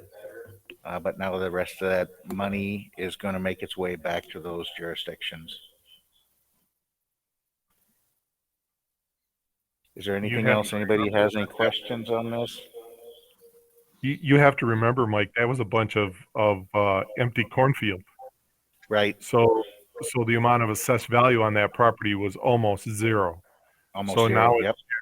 it's in the millions of dollars, and the increment is substantial. So you use TID to convert marginal farmland into substantial investments that are generating a lot of tax dollars. So yeah, it was a substantial change. And so when you say go back, I mean, the school district might have been getting a couple $1,000s a year off the whole 200 acres. Now they're looking at getting $100,000 or $150,000 off that same property. So it's a substantial change. Yeah, very good use of the TIF program. I'm looking forward to learning more about TIDs. But this seems like this motion is a formality since it's ending, right? It is. We have to, it's at the end of life and yep, it's time to close it. Okay, unless there's nothing else, or unless there's anything else, excuse me. I will call the roll call vote, please, Betsy. Ms. Quitno, Aye. Mr. Foster, Aye. Ms. Curler, Aye. Mr. Waters, Aye. Mr. Fields. Aye. Motion passed. Thank you, Betsy. All right, we're whittling these things away. Item M, Resolution 21-22. Could I get that title read, please? City Council Resolution 2122, Conditional Use Permit Declarations and Findings. Beverly Zulty, Alternative Shoreline Vegetation Cutting Plan and Grading and Excavation on a slope greater than 20% within 300 feet of the ordinary high water mark of Rock Lake, 721 Fremont Street. Parcel Identification Number 246-0713-1143-001. All right, I'll entertain a motion of adoption for Resolution 21-22. I'll move to approve Resolution 2122. Thank you, Mr. Fields. Sir, Second. thank you, Ms. Quidno. All right, so this did go through the Plan Commission. This is, gosh, I don't know, Steve, third one this year, I think, that folks have taken the initiative to do some cutting before the proper paperwork was submitted. At least 3, isn't it? No, it's 2 this year. Just 2? Okay. Yeah, you had 4 last year. Yeah. So 6 altogether in the last 12 months. Yeah. So that sounds like something that we may need to get out in front of. I don't know how we do it, but that'll be something we talk about later. Anyway, this did go through the Plan Commission, and the Plan Commission signed resolution, I'm sorry, is in here, isn't it? Yeah. Yep, PC motion. So what we asked them to do is restore back to a 30-foot vision corridor that they're allowed to have, and then do planting on top of that to prevent shoreline erosion with native plants. I'm going to stop there because I think Mr. Wolf has something to say. Thank you, Mr. Foster. Also with me is Brian Carranza from our office. Obviously, he's working as your zoning enforcement person, but he's also a landscape architect. So he obviously knows much more about shoreline issues than I do. But the big picture here is obviously the zoning code does spell out what needs to be done to make improvements along the shoreline. We do allow a certain level of, I'll say, clearing for shoreline properties. So you can have stairs, boathouses, piers, etc. There's a limited width, and it's based upon how much shoreline you have. And then if you are going to exceed that, it's not that you can't exceed that width. You do need to get permission, if you will, from the city to provide an alternative cutting plan. So in a perfect world, someone knows that they want to do some clearing. They want to make a request to clear more than they're allowed to by code. And they would come in and provide a plan that says, here's what I'm going to remove. Here's the existing conditions. Here's why I want to remove it. Here's what I want to replace it with. In many cases, there's a lot of invasive species along the shoreline. So that's where people go, well, it's just scrub. It's not good quality things. And they want to remove it and replace it. Of course, these are riparian owners. There's a lot of value tied up in their shoreline. They want to see the lake. So situations like these happen where someone goes in, they start clearing. Every few years, they start clearing kind of this overgrowth and that's what happened here. And then this property owner, Zulty's, also replaced it immediately. And as Mr. Foster had said, the planting plan is to ensure that the integrity of the shoreline is maintained, preventing erosion, ensuring stable shorelines, etc. So in this case, they kind of cleared a 50-foot area. They're allowed 30 feet for their vision and access corridor. So you can see where the stairs are if you've looked at some of the graphics that were provided, some of the images. They get 30 feet from the stairs to kind of clear and keep it so they can see the lake, to from the lake, etc. So there is the slope, if you will, and then there's kind of the upland area, which is top of slope. So they provided a plan that says, here's what we have planted. And as part of the review that Brian had completed is, are the plantings appropriate? Will they do what they are intended to do? They did use reputable contractors for the planting. They were using seeding mats. Of course, one of the issues is making sure that what is planted or replaced out there adheres, right, to ensure that the shoreline is maintained. There is an element with this vision and access corridor that to make sure that it does look aesthetically pleasing to and from the lake, right? So there are trees and quality plantings, not just ground cover to make sure that the soil doesn't erode. So one of the things that came out of the Plan Commission review of this and the public hearing that was held last month was to add some plantings. So there are some requested revisions to add plantings out there. Keep in mind, when the property owner did this work, it was last fall when they were notified, I think it was August really, that they were notified that, hey, there's a process. They had already made plantings on the site. And so it takes a little while to kind of get through the process to kind of, I'll say, work through procedurally to get to where we're at. So there are some additional requirements for some upland plantings that need to be reviewed by the city staff. There are some requirements in the approval from the Plan Commission that says these are going to be monitored. So the city staff is going to go out there to see, did they do what they said they were going to do? And then are they planting, are they growing? So it will be monitored, at the end of the year and then annually thereafter for 2 years to make sure that what is expected actually happens, and to make sure that remediation occurs if there are plantings that aren't adhering, right? Or to make sure that the matting is doing what it's supposed to be doing. So as you said, Mr. Foster, there have kind of been a number of these. A lot of time on people's hands last summer. And these enforcement actions kind of get brought to the city.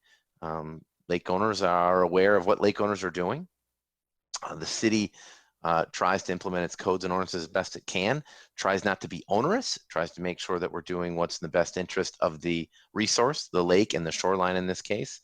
At the end of the day, you have a property owner, as we've had with many, that they want to be able to utilize this asset that they own, and they all want to be able to plant something there. It's not that they want to have problems, but I think there is that I didn't know component to this.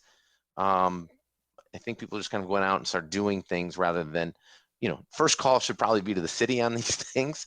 That hasn't necessarily happened, but as I had mentioned, the approval provided and recommendation by the Plan Commission was for some additional upland screening, and then really a lot of details to make sure that what they are planting will adhere, and then some erosion matting is used to fabric to make sure that there isn't soil erosion. I'm looking at Brian to see if I kind of hit the nail on the head there.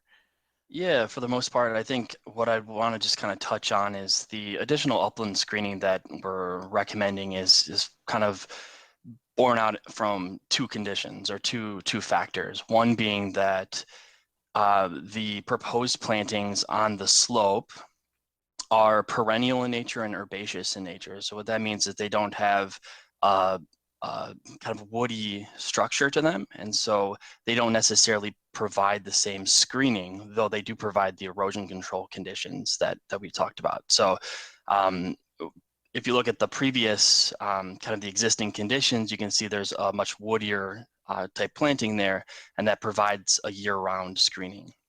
So the upland planting recommendations basically born out of that, to make sure that we provide the required screening, because that is one of the conditions of conditional use approval for an alternative vegetative cutting plan.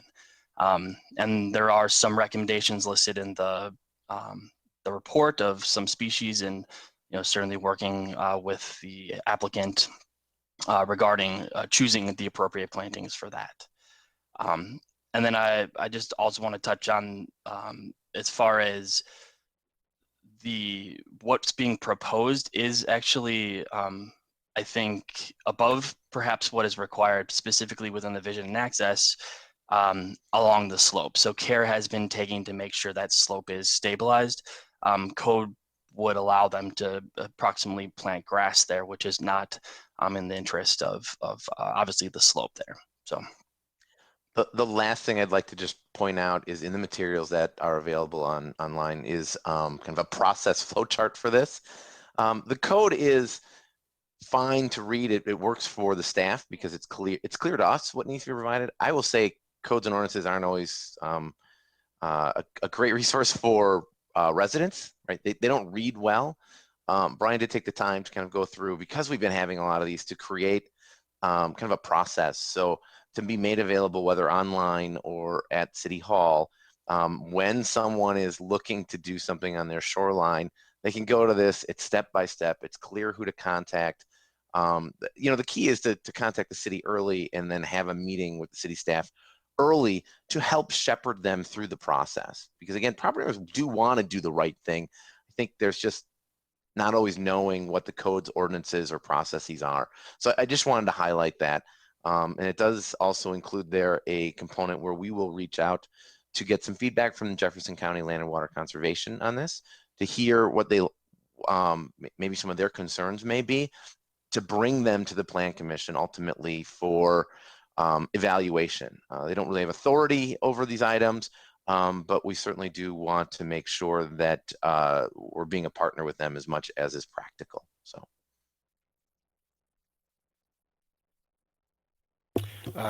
Thank you both. I did see that spreadsheet in there, or your flow chart, excuse me, and I thought that was a pretty good use of what we call plain language, and that was something that we'll probably have to look at in the future here for other things. Our codes obviously are in legalese, and a lot of the things that we understand with setbacks and stuff like that, just as a for instance, isn't easy for the local homeowner to understand. So stuff like this is very helpful. And my understanding now from this is the homeowner is following everything that's been set out, and they're continuing to work with staff and with your team, Dustin, to make sure that this is this conditional use, or I'm sorry, this alternative planning is followed to the letter. Didn't we set a time limit to go back and review this? Did we give them a year? Was that what it was? We have a timing for them on providing the correct, I'll say, the additions or revisions to the plan for the upland planting area, and then there are benchmarks in there when they will be reviewed on an annual basis for the next 2 years. Yes. Yep, that's right. Annual basis for 2 years to make sure the plantings are doing what is expected. Correct. And for replacements. And that was a process, Steve, you were working on how we're going to manage that process. Yeah, Brian Carranza and Brian Kane and I have been working on that. We'll get that taken care of. Okay. All right, folks. So it looks like we're doing this sort of after the fact again, unfortunately. But this homeowner is following along with what has been recommended and is very forthright in the process to make sure that they're doing what's right? I don't have any other questions about this, but it's open to you. But I've got a few questions. I noticed, this is for Dustin or Brian, I guess, and there's two attachments that show the restoration plan, and I think the one that says Exhibit 2, it shows kind of a top view, and it mentions upland screening that looks like it's behind the top of the slope, and then riparian restoration on the slope. So if I'm understanding that right, does all of that area require trees and shrubs to be planted? Because the first diagram, it looked like there was just trees at the top of the slope. So I was just trying to. Sure, I can clarify that for sure. If you look at the memo, there is a sort of section provided that kind of illustrates the different zones within a freshwater lake shoreland. The intention here is to have them provide screening on the upland side. The restoration that has been complete to date does include perennial mix, seeding mix that's in the riparian zone. So the intention here is to provide screening on the upland side. Okay. So if I can just add, our code requires a couple of things. One is kind of the slope, but it's also depth in from the shoreline. So that's when you look at one of the graphics that Brian has put together, kind of that plan view, it shows kind of in further than top of slope. This doesn't just stop at top of slope. It does go inland 35 feet. So. Okay, so then that restoration area is essentially 20 feet along the shoreline and then 30 feet in. 35. Excuse me. 35 would be the vegetative buffer. Yes. Okay.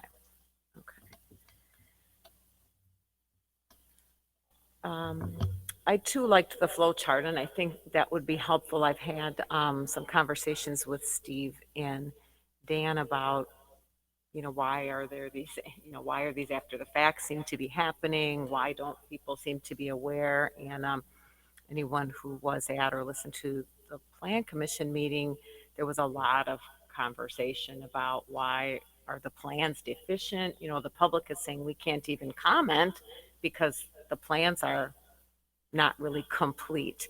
But yet when you're in an after the fact situation, I'm sure Dustin and Brian, for you guys, you're like trying to hold people's hands through this process and get the information you need to really understand their projects. And so I can appreciate that that's not always easy. I'm just wondering if you have thoughts about what else we can be doing either at the staff level or even, if there's something by ordinance to make this process more understandable to people so that then they will follow it. Well, one of the things that we'd hope would happen is, the Rock Lake Improvement Association has certainly been, vocal throughout these.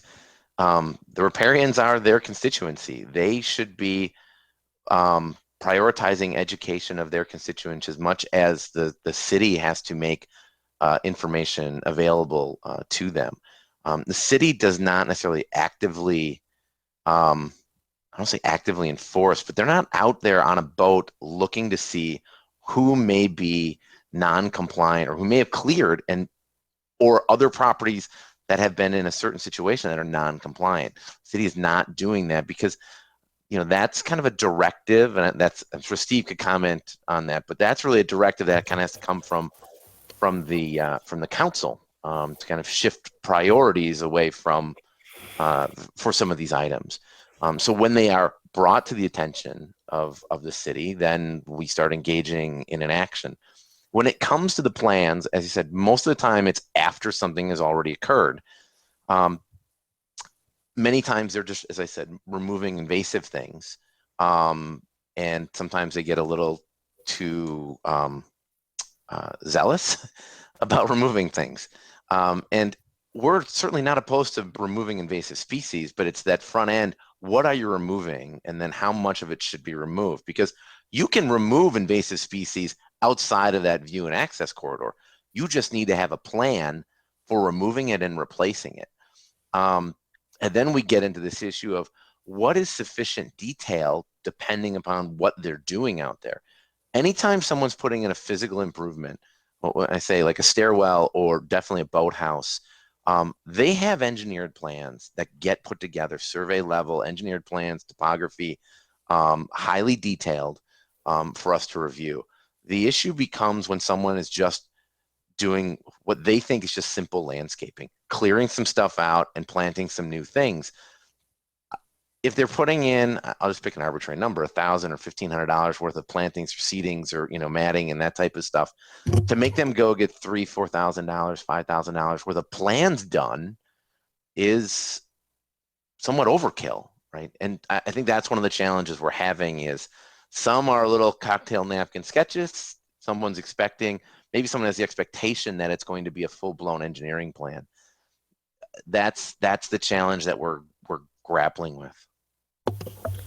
And I think arguably that could be maybe simplified in the ordinance, depending on what the project is that people are doing. I think, you know, all due respect to Mrs. Zulty, she could have probably shown us where the steps were and where the lake was, you know, on her planting plan, just some of those minor details to orient you without having to hire an engineer. But other situations, like, you know, maybe the Cedars is going to be one that should have more engineered plans because of the complexity and the scale of that site. So, but the ordinance doesn't really give you guys a lot of flexibility. And, you know, when I listened to that plan commission meeting, I just thought, you know, it's not, how do I say this? It's not very helpful to hear public comment that just says, I don't know what to say because the plans are deficient. You know, I'd rather have decent plans that everyone understands, and then the public can tell us what they think about those plans. But I don't know, you know, what the solution is here, but I can see how challenging it is for you guys to try to figure out, you know, how do we get a plan that's complete enough that we can move it forward? Certainly. If I And then, could, Dustin, just touch on that kind of comment and that my thoughts on it, just kind of working through this in some regard. I think perhaps what's being seen is without the initial contact with city staff, they don't understand where the scope really ends for them, where they need to get to that next level type of plan.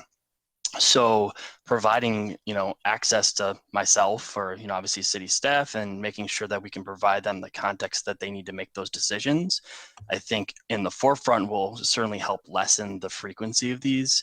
And then also improve the level of plan for those types of projects that require a certain level of detail. And so unfortunately we're not there right now. And so we're seeing kind of this tough place where, you know, we want to see something on ground because, you know, having bare soil is worse than, you know, the alternative, right? So what are we looking for to try to provide the interim to get to the long-term goal of the shoreline preservation? So the last issue with plans and public review and such, and I fully agree the public should have the ability to kind of see what's going to happen and understand what's to be expected, is the subjectivity of what is ultimately being planted. You do have to give the latitude to the property owner to pick their plantings. We don't want a situation where we have a hearing and someone comes out and says, well, I don't like goldenrod, so I don't want to see goldenrod in the plan. Well, that's not really the goal here. You know, a property owner should be able to determine, you know, which types of shoreline plantings they want to use, because that's what appeals to them, as long as it's meeting the intent of the ordinance, which is stabilizing the shoreline, right? I mean, so we're going to have that challenge in here when, you know, and the same with boathouses and such. We've had a few over the number of years, and they provide great plans, and someone shows up and goes, well, I don't like the look of that boathouse. Well, now we're into something very subjective. When the code just says the boathouse has to have certain materials and kind of match the house, it really isn't intended.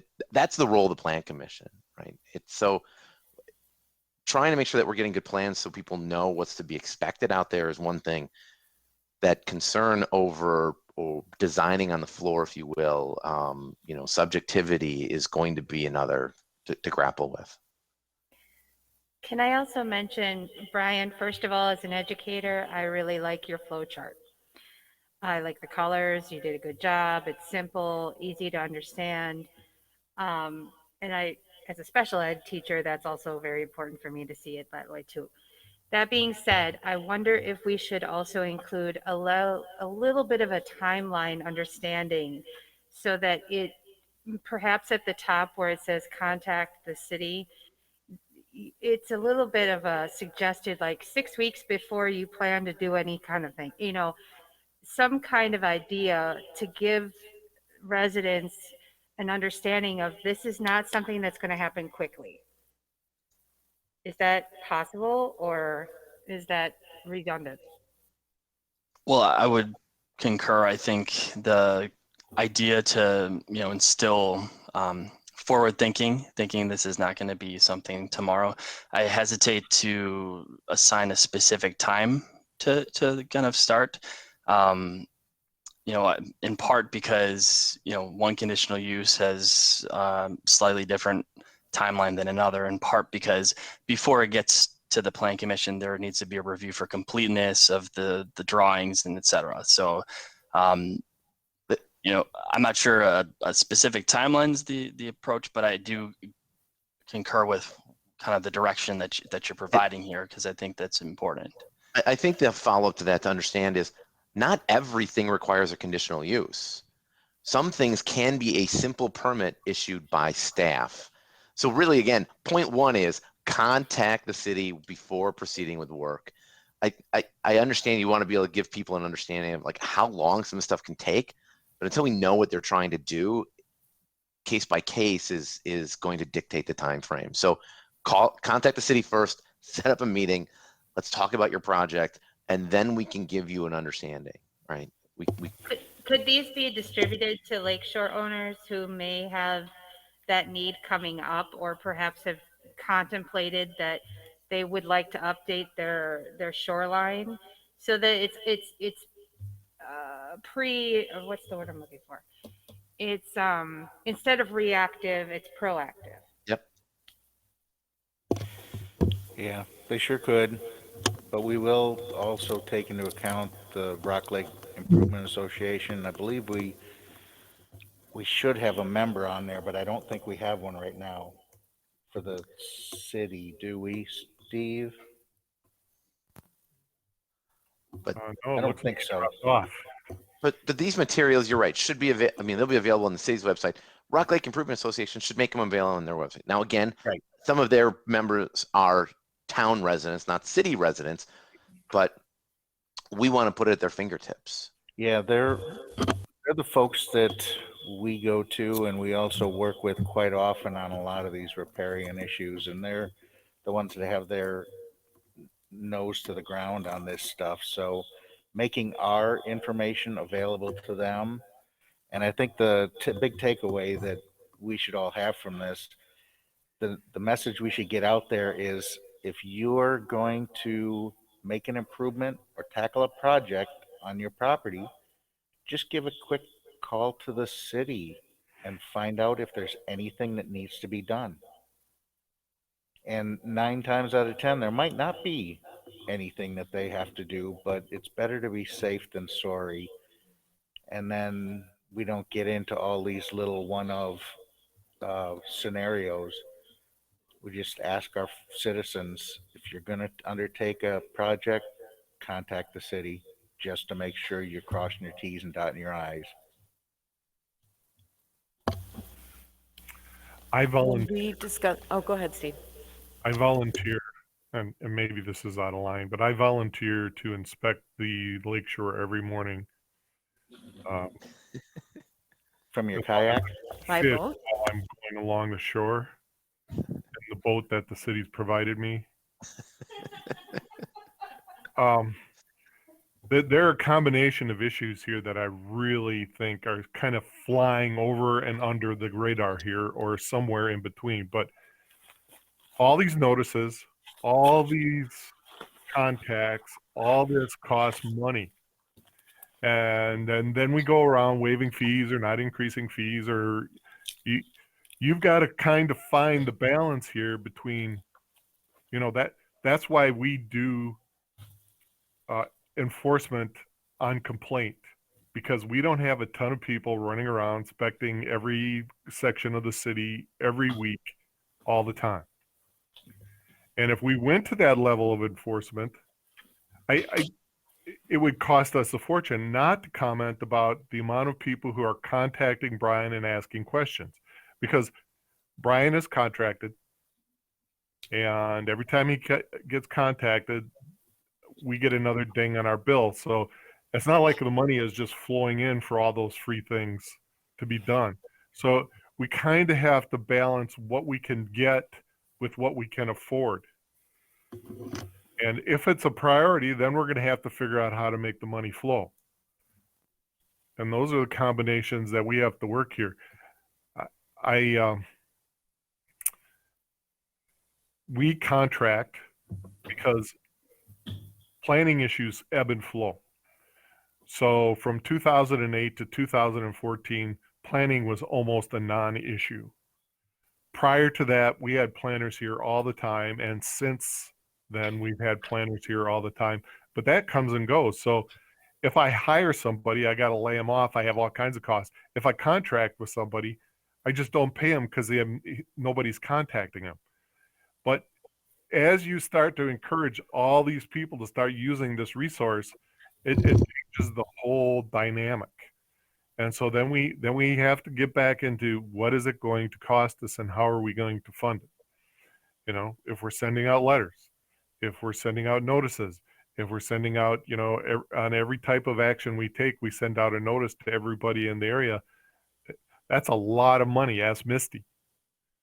Just the notices that we have to publish in the paper cost us a fortune. Okay. I just have one more quick question. Dustin or Brian, in your conversations with Mrs. Zulty, does she have a timeline for when she's going to be, I didn't see that she was online, a timeline for submitting a plan or completing the restoration? I'm not aware of a specific time that has been committed, but this was just on the Plan Commission, so I think, you know, things are on the ground for sure. Moving. What would be your opinion of what would be a reasonable time period to get this work done? Well, I think it's a matter of securing, you know, a contractor to plant some trees. I don't think that's a super challenging thing or time-sensitive thing. The more time, you know, intensive thing would be the shoreline stuff that's been completed. So I would think by June, maybe. I think it's kind of tough to know. I'll have to have a conversation and we can discuss more, but it could be sooner. I do want to reiterate that much of the restoration work on the slope is done. I don't want anybody to walk away thinking that's not the case. There are just some additional things that Brian thinks in the intent of the ordinance that needed to be added, and the Plan Commission agreed. So much of the work is done. So do you feel you need a plan? I don't think we need anything more than we have, in the sense of, well, what they provided was this grid, and Brian kind of overlaid it on what work had been done out there. I think getting something a little bit more polished that will show some of the additional plannings that need to be done out there will be happen. I'll say for the record. So when, again, putting Brian on the spot, when Brian goes out there to make sure they planted what they said they're going to plant, it shows up on a plan, because that's what we work from. Okay. Well, I'm thinking about what we did with the cedars, and I think I'd like to make a motion to add 2 conditions to the resolution. The first would be just to repeat the one that's in the planner's memo that was, but it was added to the city council resolution for the cedars, and I think it makes sense here, and it's just that staff shall conduct an annual review of the project area for a period of 2 years, starting 12 months following commencement of the work. So that would be one additional condition that I would propose. And then a second would be that the property owner shall submit a restoration plan to the city for restoring the 20-foot by 30-foot restoration area no later than June 30th. Property owner shall complete required tree and shrub planting no later than December 31st. 2021. These would be 2021. So I can repeat those if I went too fast, but The first one is a duplicate of City Council Resolution 2113, which was the one just kind of stated the annual review requirement.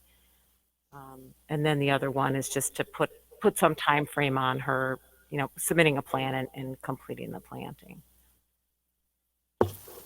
Out of curiosity, are you proposing that as a continual policy moving forward so that we have consistency such as we have with the cedars, and then if we propose this, that it would be another form of consistency, thus showing that we're going to continue this type of pattern should this kind of thing occur again? If I may, what I heard was a motion to amend the resolution as on the page. Right. Right.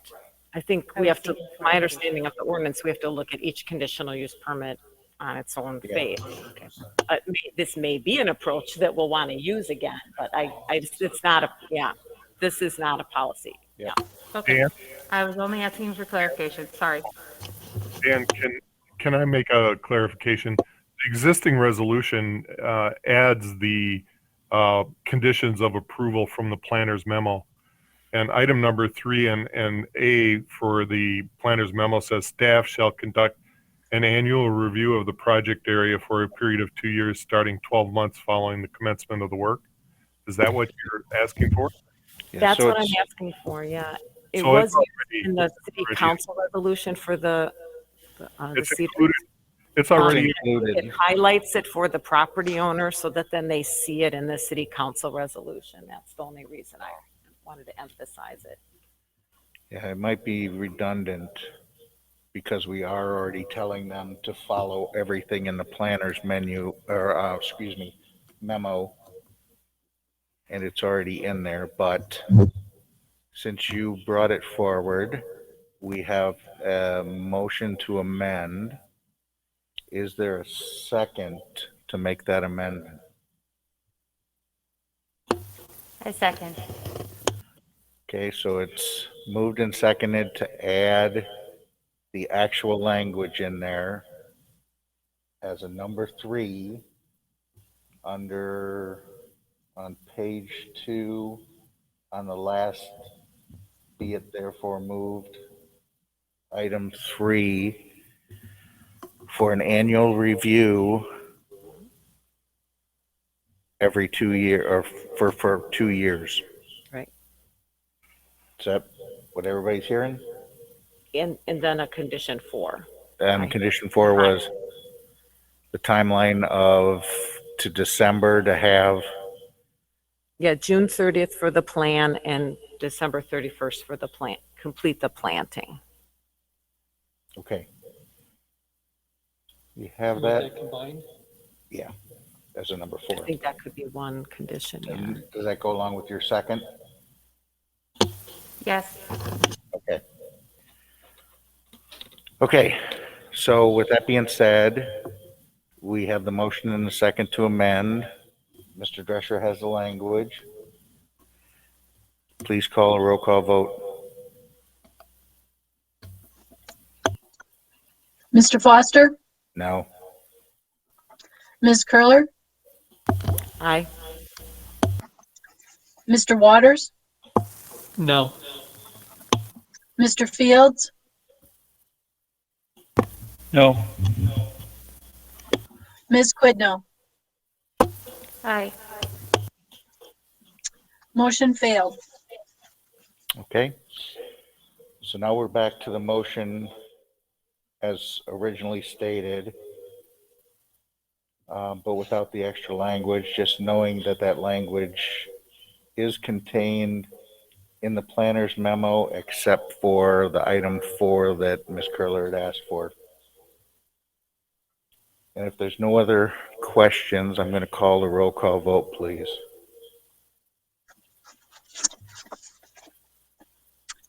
Ms. Curler, No. Mr. Waters, Aye. Mr. Fields, Aye. Ms. Quidno, Aye. Mr. Foster. Aye. Motion passed. Okay. All right, our next three are first readings. Ordinance 1223. Could I get you to read that in full, please? Well, actually, with an ordinance, do I have to read it? Do we have to read it in full?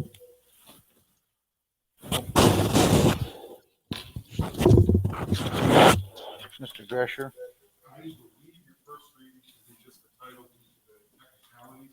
Because it is an ordinance and not a, well, you tell me. Hold on just 1 second.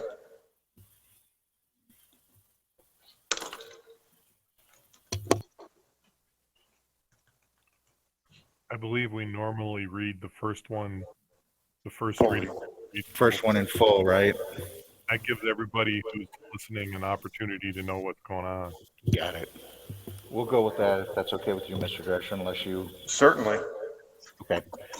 All right, Betsy, I am so sorry. Ordinance 1223, please read that in full. All right. Ordinance 1223, amending comprehensive plan future land use map number 6.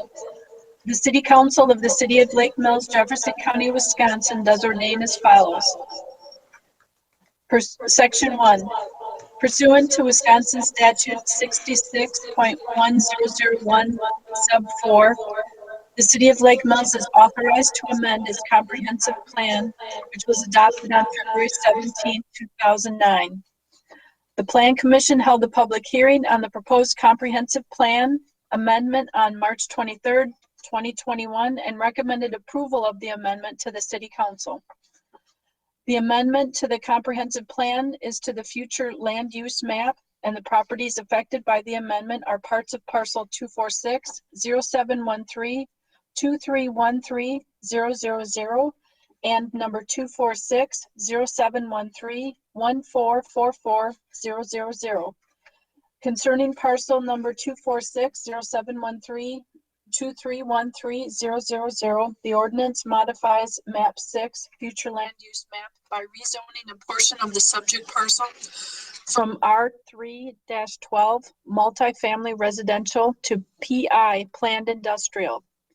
Concerning parcel 246-0713-1444-000, the ordinance modifies map 6, future land use map, by rezoning a portion of the subject parcel from R1-4 single family residential with public and institutional overlay to R14 single family residential, thereby removing the public and institutional overlay designation.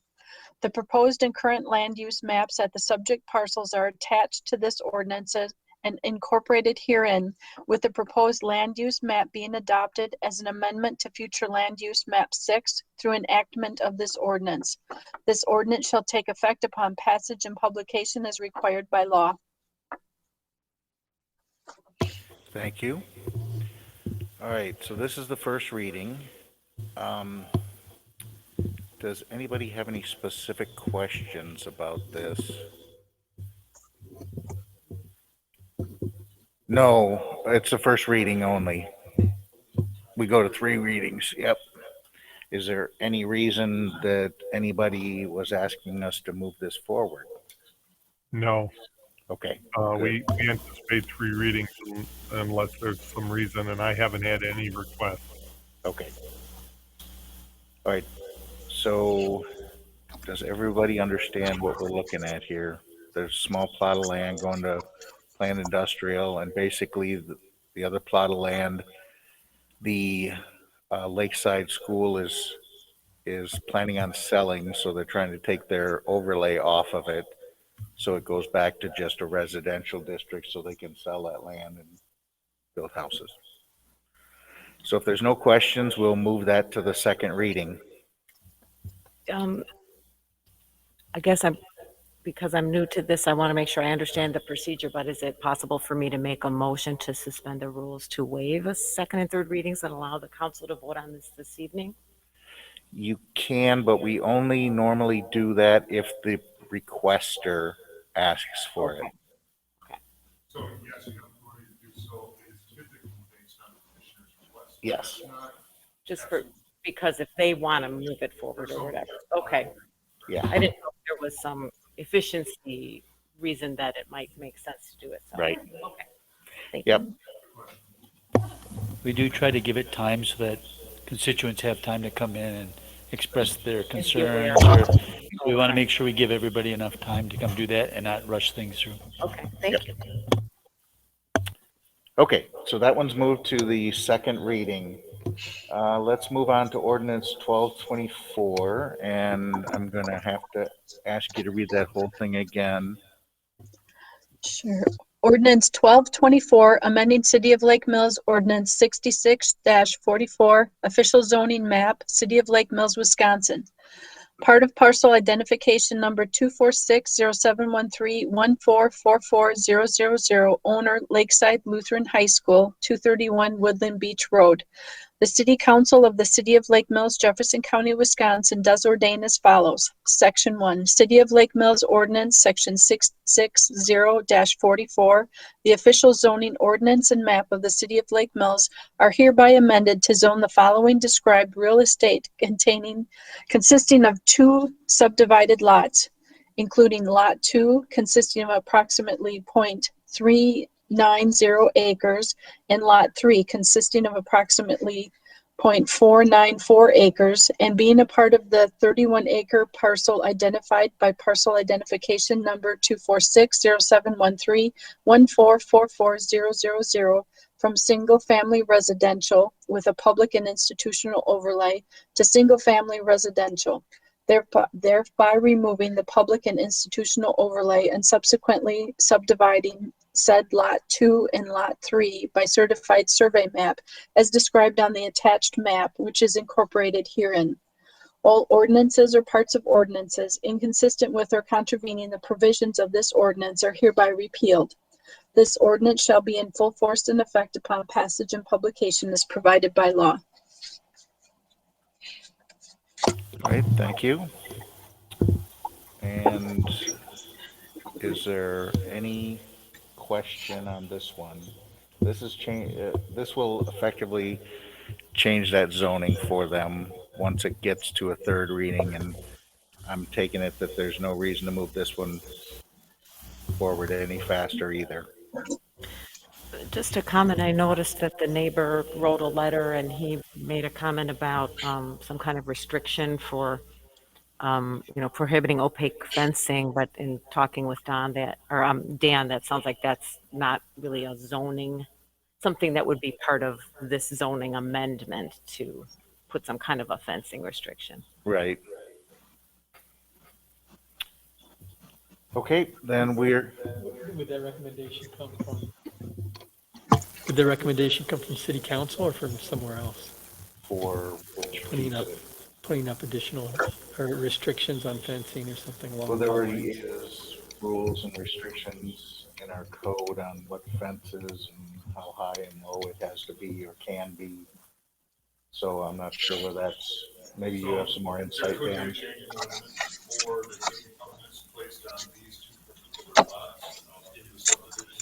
There are different alternatives there. With regard to the action that's being taken right now, it's not what contemplated they would have to do to abide by the existing code. So if there's a more harsh aspect to it or application to it, that would be worse. Yeah. You really need to turn your mic on, Dan, because we can't hear. So I'm going to make some comments, and I hope that I don't overlap, but City Council can definitely make recommendations, but it has to go to the Plan Commission because that's a zoning ordinance change. So it has to be reviewed by the Plan Commission. It has to go through public hearings, and then it would come back to the council. There are some pretty extensive rules on fencing. But again, fencing is one of those ones that's zoning ordinance, not a building permit. And people haven't necessarily been following code requirements. So you're going to get a lot of fences out there that are going up that don't have a permit that is associated with them. Yeah. Okay. With all that being said, then we will move this on to the second reading. And ordinance 1225. Betsy, please read that for us. Ordinance 1225, amending City of Lake Mills Ordinance Section 660-44, official zoning map, City of Lake Mills, Wisconsin. Part of parcel identification number 246-0713-2313000, owner Lake Mills Feed and Grain Incorporated, 1219 South Main Street. The City Council of the City of Lake Mills, Jefferson County, Wisconsin does ordain as follows. Section 1, City of Lake Mills Ordinance, Section 660-44, the official zoning ordinance and map of the City of Lake Mills, are hereby amended to zone the following described real estate consisting of approximately 0.722 acres and being a part of parcel identification number 246-0713-2313000 from multifamily residential to planned industrial, and subsequently adding said real estate to 1219 South Main Street, parcel identification number 246-0713-2311017, as depicted in the attached legal description and map, which is incorporated herein. Section 2, all ordinances or parts of ordinances inconsistent with or contravening the provisions of this ordinance are hereby repealed. Section 3, this ordinance shall be in full force and effect upon passage and publication as provided by law. Great job. All right. Steve, do you have anything on this one or that you want to make us aware of? I do not. It's part of Lake Mills Feed and Grain, so it's on the south side. He's purchasing some land from the Topo property that's just to the south of him. As you'll note, their property is very long and narrow, and as equipment has gotten bigger and bigger, they needed a bigger area to get their equipment in and out. So they were able to acquire some property from the neighbor. Okay. Questions, anybody? If not, we're going to move that on to the second reading. Moves us on to item 10, recommendation for future agendas. I don't think we could have any more work the rest of this year with this meeting, right? Didn't we cover I'll everything? guarantee you're going to get plenty of work this year. All right, well, we'll talk about those future agendas later. I don't think we need to hold us all up here for that, and we'll get the agendas out as they pop up. So with that being said, we are now adjourned.